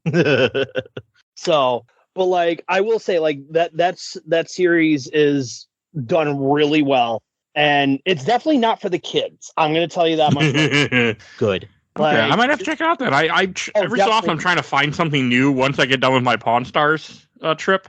Yeah, Which should eventually happen. But yeah. let's Each try that new episode's because 50 minutes long, but it's definitely worth a watch. Like it's done very well, and the movie actually has some lines that made me laugh quite a bit. So, like especially when they were naming the main character's new sword. my wife and I started watching Glee for the first time. God, I forgot how network TV is. It never ends. Never ends. We're still on season 1, and we've been watching it off and on for like, it felt like a month. And I'm like, and she'll watch it while I'm recording, which anyone who listens to the show, I do a lot of that. And I'm like, how the fuck are you still on season 1? Because like multiple TV freaking has, arcs like, have happened. episodes. And I'm like, does this not end? But yeah, that's Glee's okay. TV has like 28 episodes per season. Yeah, Glee's okay. That's all I got. There's nothing. It's a weird show, so but it's okay. Oh, and a random show I watched, which I got surprisingly into, called Rust to Riches. It's a car show on Netflix by a garage called Gotham Garage in California, where they would fix up cars, and it was actually really entertaining. I mean, it's scripted stuff. Like I'm weirdly into reality TV all of a sudden, but I really enjoyed this Gotham Garage show, and I highly recommend it if you just want to watch something stupid and listen to people just fix up cars and sell cars. I am actually kind of into those kind of shows. So. It was really good. There was another one. I can't remember the name, but they had a shop in Texas on the border, and they would drive to Juarez and buy cars and then fix them up in Texas and then sell them. And there was one part where they got pulled over in Juarez, and you can tell that wasn't scripted. So, like you can tell, you see the camera guys start running and stuff. Like, yeah, it was not scripted. I believe it. That was. I mean, yeah, I just got into stuff like that. So, am I the last one, or have you gone, Joseph? I'd like to go if you don't mind. Yeah, go ahead, please. All right, it's time for Joe's Anime Corner. Oh yeah. Anime Corner, where I talk about shit that's really weird. So hold on now. So there's two returning animes that I'm watching and 2 new ones. One is on Netflix that I can recommend. The second part of the final season of Bleach, which is Ghost Samurai fighting Ghost Nazis. And as usual, I grew up watching that show, and it's really, really exciting to see a show made as a kid, and they never released the final season, which is part of the book. And then to have them finally release it maybe like 10 years later, and they just use like the best animation, and I'm just tears of joy almost every other episode. The other one being Jujutsu Kaisen, which is a show where ironically kids in high school fight ghosts, but it's not so happy-go-lucky. You know, people die and people get their hands cut off, and it's just it's if you're into shows that like kind of like Walking Dead, it's as much as I can give an example of where it's you you'll get a gut punch every once in a while, but it's nice to have a show with that good of a drama. So the first one that's new that I want to talk about that's on Netflix is called Zom 100. Oh yeah. Where our main character starts working at an office job and ends up working there for 2 years, and he absolutely hates it because he puts in 18 hours a day and sometimes doesn't even have time to go home and sleep. And in fact, the company's so bad with crunch that there are people sleeping on the floor, and the cute work girl that's there is also having sex with the CEO, and it's just all kinds of bad. And then one day he wakes up and he goes, man, this job sucks. If only something cool would happen. And then the zombie apocalypse happened, and he just goes, that works. And for the first time, he feels free. Okay. Yeah, I'm really excited. I read the manga, and so I'm looking forward to good things. So the whole point of the show is he makes a bucket list of 100 things he wants to do, and so like he is the first episode, he ends up finding his boss is a zombie, and he basically tells him to fuck off. And he used to play rugby in college, so he just throws him out of the window. It's like the best scene in the first episode. I wish I could do that to my boss.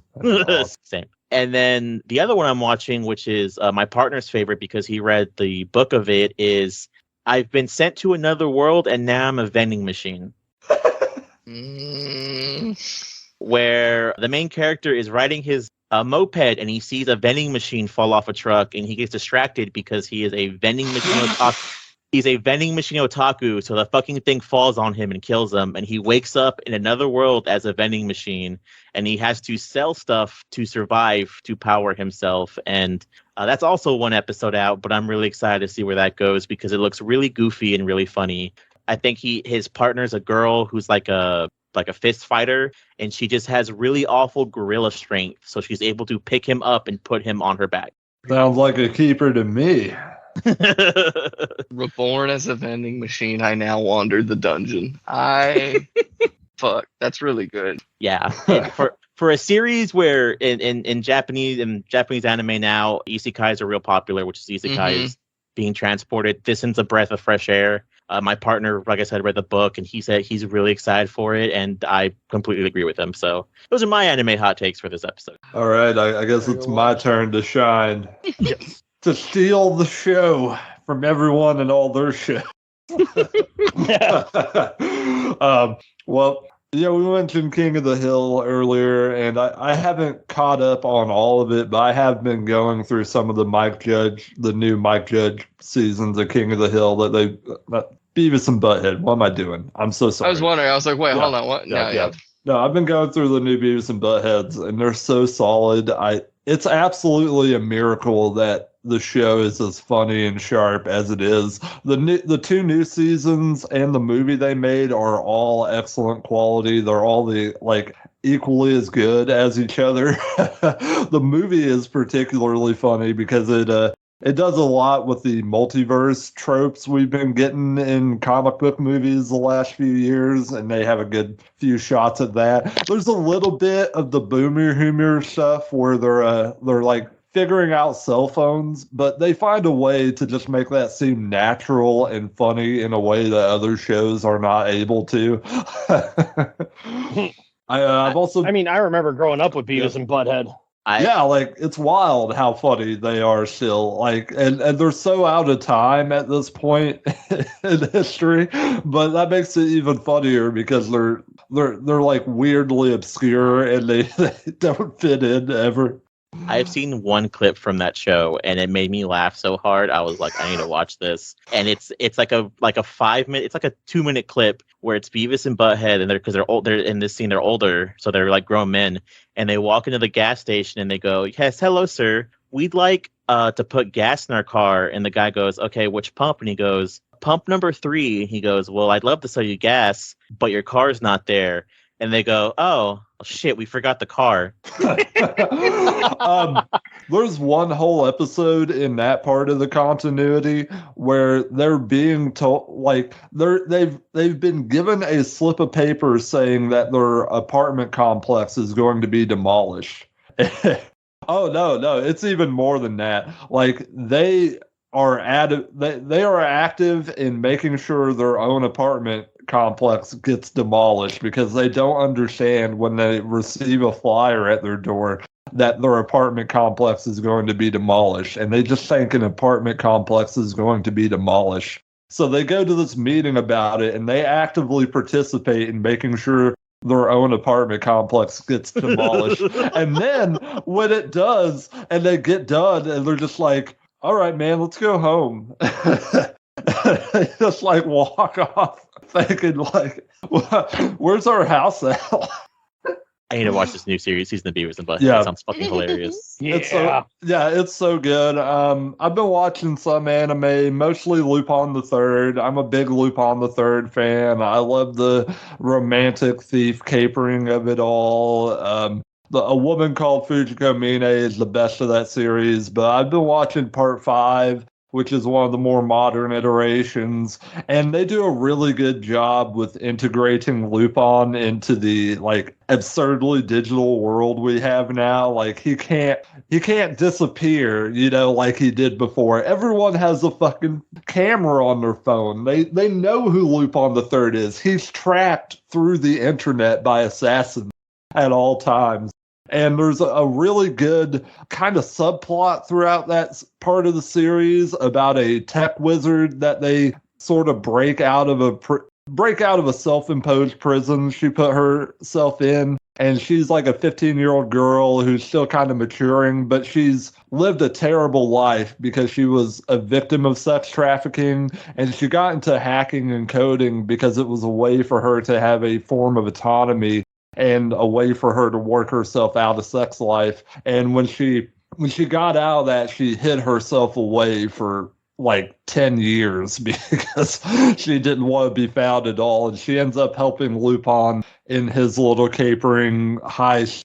And there's a lot of, they do, for a very silly anime series that has its share of horny jokes, they do a lot of very mature character work between her and Lupin. Lupin is never a creep to her. He kind of tries to be like a big brother figure to her. He goes out of his way to try to help her have a little better of a life. It's very sweet in a way that series doesn't often get. Is anybody else a Lupin the Third fan at all? I haven't seen it since I've the never Toonami heard of it. days.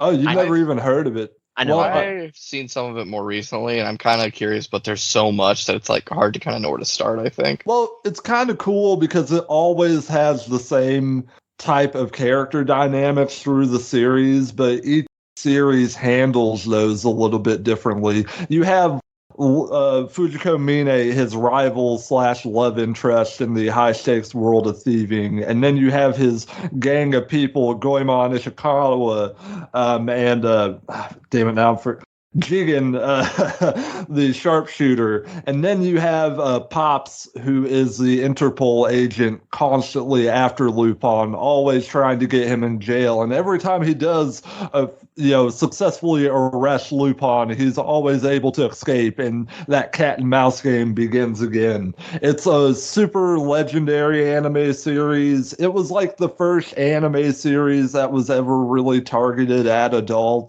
There were some mature themes in anime series before that, but that was the first one people kind of looked at and said, like, yes, this is for adults. Like, I need to also watch the new Lupin then, apparently, because that sounds really good.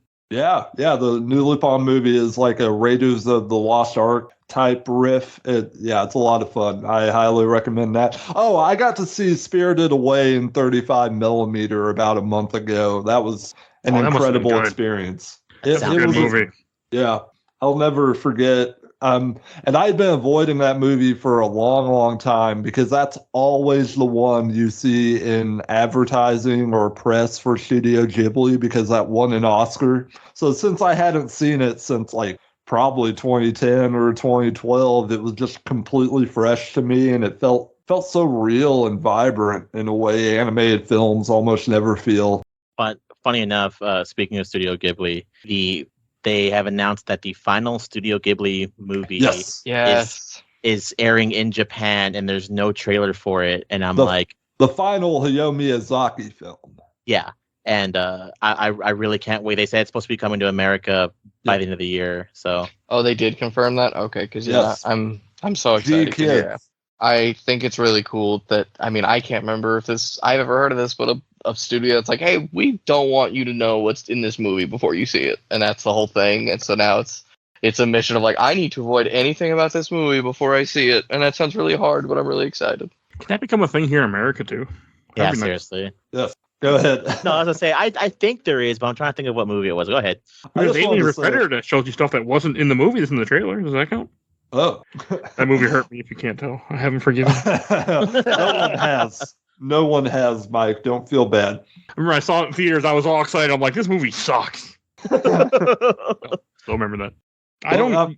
Do you guys have anything else you want to mention still? Oh, I'm also kind of half watching Dexter with my dad.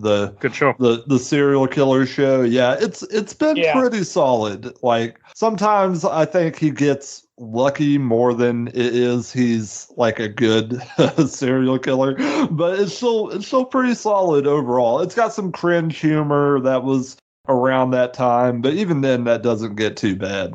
I want to watch Dexter, but I'm also watching House. So and House is such a great show because it's basically a guy running around with a cane, and it's like, who lets this white man run around and do these things of just hitting people and saying that they have like butt lice or something. Well, Dexter's pretty good. I went through a phase where we watched a bunch of it, me and my wife, and I think we got to the what's considered the bad season near the end, and then we just we got sidetracked or watching other stuff and never went back.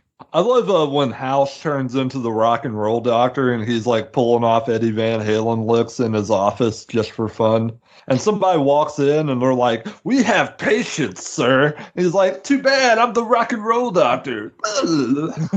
Yeah, I watched so much House. Like I binged it for like only a year or two ago, and I think I had like season 5 or 6, and I was just like, there's certain shows that I watch and I'm like, I'm not embarrassed I'm watching it, but the whole time I go, I don't know if I'm enjoying this. That was Big Bang Theory. I watched like 9 seasons of Big Bang Theory. Big Bang and then Theory I stopped cold turkey and just went, I don't really think I enjoyed any of that. I think I laughed a handful of times, but it's just like something about seeing it through made it satisfying at best. And yeah. I've seen it 3 times all the way through since Wonder Woman whatever the hell that Wonder Woman movie came out.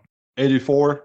Yeah, so that wasn't that long ago. That was like, and I've seen it 3 times all the way through. So God, I don't need to see the 4th. But when I see family members watching that show, I just want to tell them like, no, this is not how my generation of geeks was. This is that's how I feel. This is the work of like 55-year-old men looking down on younger comic book geeks. The first season is trash. Yeah, the way that all the characters are trash, but it gets better. How many seasons is Big Bang Theory? Like 20? 11? I thought it's 12. The first 3. It's 11. Yeah. The first 3 seasons of Big Bang Theory are rough. I remember one joke that I saw that I never thought people were like, I don't know how this is funny, and it's like them playing ping pong. It's like, all right, so we all agreed the table's called like the Mountain of Thundercats, Megatron, something, and he names off like 3 things, and the laugh track plays, and someone's like, why is this funny? I don't understand why people think that that's funny. There's some real dumb shit in there. Like, Sheldon's essentially an autistic person. They don't really show it till later when they kind of dive more into that, but there's some really bad stuff early. And then when you finally introduce Amy and the other characters and Bernadette, it gets much, much better. I am a surgeon. Oh, man. So it gets much, much better, and I appreciate the show, but no, I thought the show was trash for the longest time, and all of a sudden I started watching, I'm like, God, this is funny. Like, I have a confession to make about that show. I don't think Kaylee Cuoco is the hot one. I think the woman who plays Amy, no, not Amy, Bernadette. That's the hot one. Let me tell you, you're not wrong. I cannot believe they cast that woman as like the ugly other one. Like that's dumb. No, like she is our movie voice for Harley Quinn. Oh, she did one, I think, as a movie, like the Batman and Harley Quinn team up movie they did. The one I think Mike hates. I've never seen it. Ken probably hates it. I heard it was trash, but I haven't seen it yet. And Kaylee Cuoco is the new TV show Harley Quinn, the full Harley Quinn TV show. It's awesome. I love it. I never finished it. I watched some of the first 2 seasons with my wife, but I haven't finished it yet. Star, thank you for getting my joke. Yes, I also keep running into clips of young Sheldon, the newer seasons, and that's a hard road I'm having to fight of internal. Because as I've heard at this point, it's like the best part of young Sheldon now is in the later seasons is everything that's not Sheldon. And I'm like, damn it, that does sound nice. I've never watched Young Sheldon. I will sit down and watch that with my dad. I will not sit down for the Big Bang Theory. Yeah, see? Exactly. Oh my God. You have like such good actors on young Sheldon around him. It totally picks up in a way the Big Bang Theory doesn't for me. Yeah. Apparently the writers were mad at themselves because they hated they wrote the Sheldon's dad dying of a heart attack thing and like him cheating. And they're like, fuck, we really wrote ourselves in the corner with that and we wish we hadn't. Well, he's in the Young Sheldon then? Yeah, no, his whole family is. It's like Sheldon when he's like 5 or something. Like he starts 6. He starts really young. Oh, he's like 13 now. I think he's already in college. But the TV show where they're at in the TV show, the mom is like in love with the pastor, and the dad's already cheating on the mom with like a neighbor. And I do admit that I heard the stuff without Sheldon's really good because the whole thing is his twin sister. It goes more into her having, I think, what's it called, glass child syndrome, where everyone focuses more on Sheldon than her, and she runs away and gets pissed off. So, yeah. I have heard good things from that show. Okay, maybe I'll have to try. I've been meaning to try it at some point. It just hasn't happened yet. If I had to guess, I have a feeling, as someone who hasn't seen it, but has seen too many clips that I'd care to mention, I have a feeling it'll feel very much like Big Bang Theory, where like the first season or 2 is going to be like, I don't know about this, and then once you get to other stuff, like, oh, okay, this is picking up. Yeah, most shows I feel like that too. It doesn't have a laugh track, so that is immediately that's immediately 10 points in my book. Let me tell you. Yeah, I hate it when shows would use laugh track. I think it is. I think there's more and more. I mean, like I think shows like Brooklyn Nine-Nine that at this point is I think already off the air, but like I think around that time is when everyone kind of started really being like, all right, we got to get this out of here now. Except for like very typical modern day, live broadcast TV. I don't think it's a thing. I think maybe you get something like that now on like Adult Swim here and there when they're doing a Hanna-Barbera parody, but you don't get it very often in a non-ironic fashion anymore. Mm-hmm. Thank God. Yes. Something like Western culture went, you know what? Not this. All right. Anything else you guys want to say, or should we wrap this up? I have one thing that I haven't watched, and I'm surprised no one else here has watched it yet. What's that? Has no one seen Secret Invasion yet? I've been working on it. I don't know how to feel about it yet. I forgot about it. I hate it.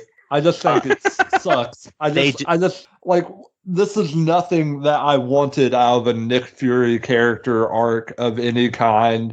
It just gives him almost nothing to do besides have really tense conversations with people half the time. Most of the other people, most of the other cast, they get the actual good action moments, and he just gets robbed and then is like constantly talked down to by people. I hate it. I mean, he's old. Like Nick Fury canonically is old. He can't do much. He's gonna break a hip. We just mentioned Keanu Reeves like 20 minutes ago. He could fucking break a hip anytime. I can see Samuel L. Jackson jump off some stairs or something. It's not about Samuel L. Jackson. It's about Nick Fury. Nick Fury's never been that type at this age. Yeah, I guess that is true. But like that's the key thing that people have to remember. Like Nick Fury was in his 40s in Captain Marvel in the 90s, which was set in the 90s. Now it's 30 years later. He's in his 70s. So is Samuel Jackson. He's 74. Right. Yeah, no, I haven't watched Secret Invasion. I know it exists, and I just kind of forget about it. Like, I just don't even care. Well, if it makes you feel better, no one spoiled this. If it makes you feel better, they revealed who was a Skrull the whole time, and it'll probably shock you because it shocked me, and I got fucking spoiled. Thanks, Twitter, looking at you, phone. Oh, maybe I should watch it. I just haven't. I mean, as somebody who's read the Secret Invasion comics, it's not what I was expecting. That's fair. So it's Jessica Drew the whole time? Oh. But the thing is it's, I know she's not even here. But. Right, like the pacing is so slow. Like I wonder how they're gonna tie this into the rest of the whole Marvel universe. Because aren't they doing like a movie about it at some point, like Secret War? No, Secret Wars is supposed to be an Iron Man War thing. I hope you're wrong. God, I hope you're wrong. No, I'm wrong. I am wrong. There's an Armor Wars. Armor Wars is the Iron Man thing. Yeah, Armor Wars was Iron Man. Yeah, my bad. My bad, everybody. Secret Wars is supposed to be stuff with the Beyonder. We're not going to get the Beyonder, but we're going to get something more science fiction-y. I really want to say they. Oh, I'm sorry. Go ahead. Yeah, like if they're not setting this up for something bigger, then they're gonna do a disservice to it. Like this needs to lead to something bigger, especially because like when you look at the last phase of Marvel movies, Ant-Man Quantumania, it sucked. Like as a huge Marvel fan, it sucked. As a not-Marvel fan, I like that movie a lot, and I love that. I've been meaning to watch it on Disney Plus, and I'm just like, nah, I don't care. It suffers from the same thing Thor Love and Thunder did. They took what everybody liked about Thor Ragnarok with Thor Love and Thunder, and then just dialed it to 11, and it gets old. Thor Love and Thunder was one of the worst movies I have seen in the entire MCU. Right, easy. Right. Now imagine that. Now imagine that with Quantumania. Like, don't get me wrong, the story had promise. Same with Thor Love and Thunder. Had promise. But it's just getting to that story and getting to the end of that story that it just wasn't worth it. I'd really like to say I think a good deal of why I'm so disappointed with Secret Invasion is because Nick Fury is more of a plot catalyst throughout the Marvel universe at this point in time.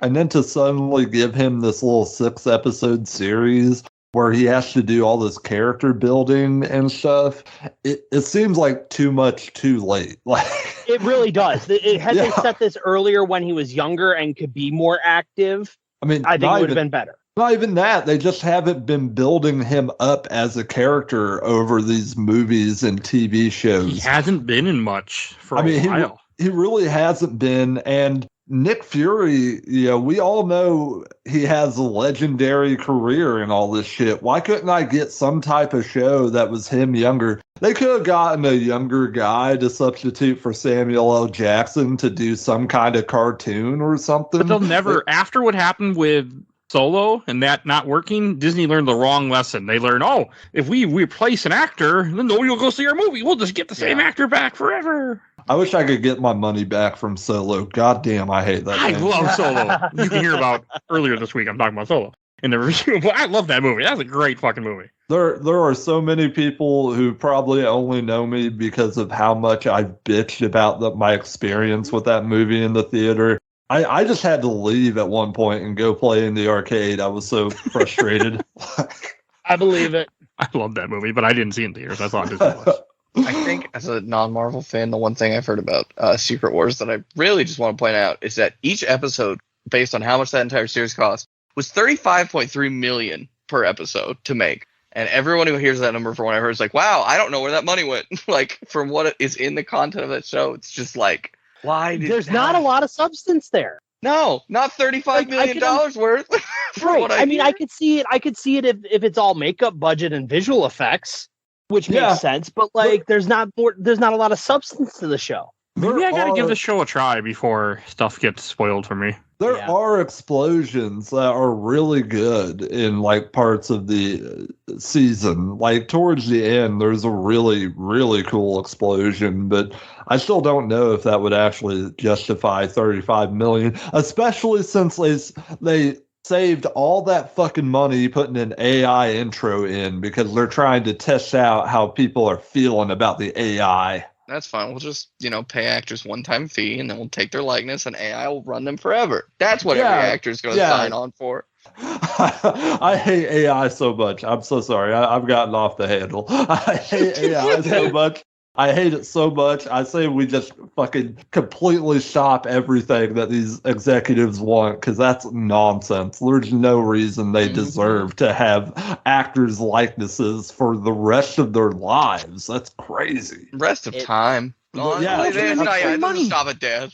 I mean, don't you know that CEOs work the hardest? I mean, every job I've had, as I work the ladder up, I always work harder. Oh, wait. They work the hardest exploiting people. That's how hard they work. They have everyone under them's best interest in mind. 100%. They're so concerned about that and not the money. That's why. The ocean sub thing proved that. He was so concerned about the safety of everyone, including himself. Did anybody see Ron Perlman's little speech he made I know what you're talking about. Oh, yes. Man. Oh, I read the quotes and I was like, yes, I'm here. Let's go. The only Hellboy I'll ever recognize. I love that man so much. No, that was funny because I think some CEO, one of the movie guys, said people just people can lose their house or something like until they give in. Like it was yeah. He's like, I know where you live. Yeah. We're Careful, motherfucker. They need to start putting like politicians in these deep fake AI stuffs and like actually making like really bad content with it, because I feel like the only thing that's going to stop these big businesses from actually doing AI stuff is whenever the government's going to get involved and be like, yeah, no, there's people making pictures of a government official you having sex with a goat and it looks way too realistic. Black Mirror, and I hear you. And then finally we're gonna have a bunch of old men polish be like, nope. You know what? No more AI. If anyone's caught making no more AI goat content, sex. yeah, no more goat sex. Government moves slow until there's pictures of me fucking a goat that look a little too real, and then government speeds up real quick. It is. Like what was it? There's all that stuff like the deep fake videos of Trump like being at rallies but it's like people making like stuff to promote him. All it takes is for someone to edit that where he's like, yeah, I love gay people and all this other stuff, and then we start having the government get involved. That wouldn't be what it would be. It would be Rambo's body and Trump's face on Rambo. That would be and it would look real. That would be all the AI stuff they would do. I can't wait for Joe Biden to come out so he can deny the rumors that he was actually a part of the panty and stocking like anime mashup video that someone made. All right, we should wrap this up. I don't want this to go longer than last month, which is my record, actually, unfortunately. Okay, I got nothing. Isaiah, do you have anything to plug? I can't remember, and I forgot to ask you. No, I don't. Okay, Star, where can people find you at? I live a boring life. Okay. I simultaneously live a boring life, but then I have a place you can look at me where I don't post things, which is Square Milk on Twitch. You might, so I want to make sure you promote it. Yeah, it's there one day. And Rob, where can people find you at? You can find me at Conversations with Robbie Sherman. I'm on Discord, Twitter. I have like a private Facebook. Don't bother me there, please. But are you on Threads yet? That's the big question. No, I am not. I need to go on Threads because I've just given up on Twitter. I post on Twitter. The game my mom found is on Twitter, but I'm mostly given up because Twitter just rejects my posts. So a lot. Where are you at, Isaiah? I'm Facebook. That's about it. Marvel Snap. Marvel Snap. Fucking find me on Marvel Snap. I'll go to the Marvel Snap directory, look you up right next to Iron Lad. Hey, you can find me on. Hey, someone might play me. Hey, you wouldn't probably be surprised, but my name on Marvel Snap is games my mom found. Who would have guessed that? I know, right? Like Marvel Snap has the friendly battle feature. But I'm just saying, if you ever get your ass kicked in Conquest or the ladder by me, sorry, not sorry. You know. We once again begin and end with Marvel Snap. Yeah. A beautiful sandwich she cannot eat. Oh, man, Marvel Snap, one of my regrets in life. I regret getting into it. I can't believe that. I do and I don't. Yeah, if you get your ass kicked by a surfer deck by the name with a player by the name of Crovis, then sorry, not sorry. Get good. All right. If you enjoyed this show, you can find over 500 other episodes of this podcast. Everything we do is on Podbean. You can find most of what we do on YouTube, so definitely go check everything out there. Please rate and review us wherever you get your podcast, Spotify, iTunes, wherever. Just give us a 5-star. It helps out a lot. And if you do it on Spotify, I will notice it, and I will smile inside. So definitely go do that. And if you want to support the show, we do a Patreon. For those you can vote in our Patreon polls. We have a poll every month. Right, this month is Edgar Wright movies that Mike has never seen. So go vote for as little as $1. And we have a Discord. You'll see a link in the show notes. Please join our Discord and chat with us. And I want to give a shout out to my awesome intro and outro, courtesy of Helena at Hell Has Free. You can follow her on TikTok, and she's TikTok famous now. Definitely go check her out and support her. And my buddy Bill Tucker did all the MCU movies with me, and done a lot of other podcasts on the show. He started his own podcast, The Gamer Looks at 40. Definitely go check him out. I think that's everything I need to say. So we will see you guys next time. Bye, everybody.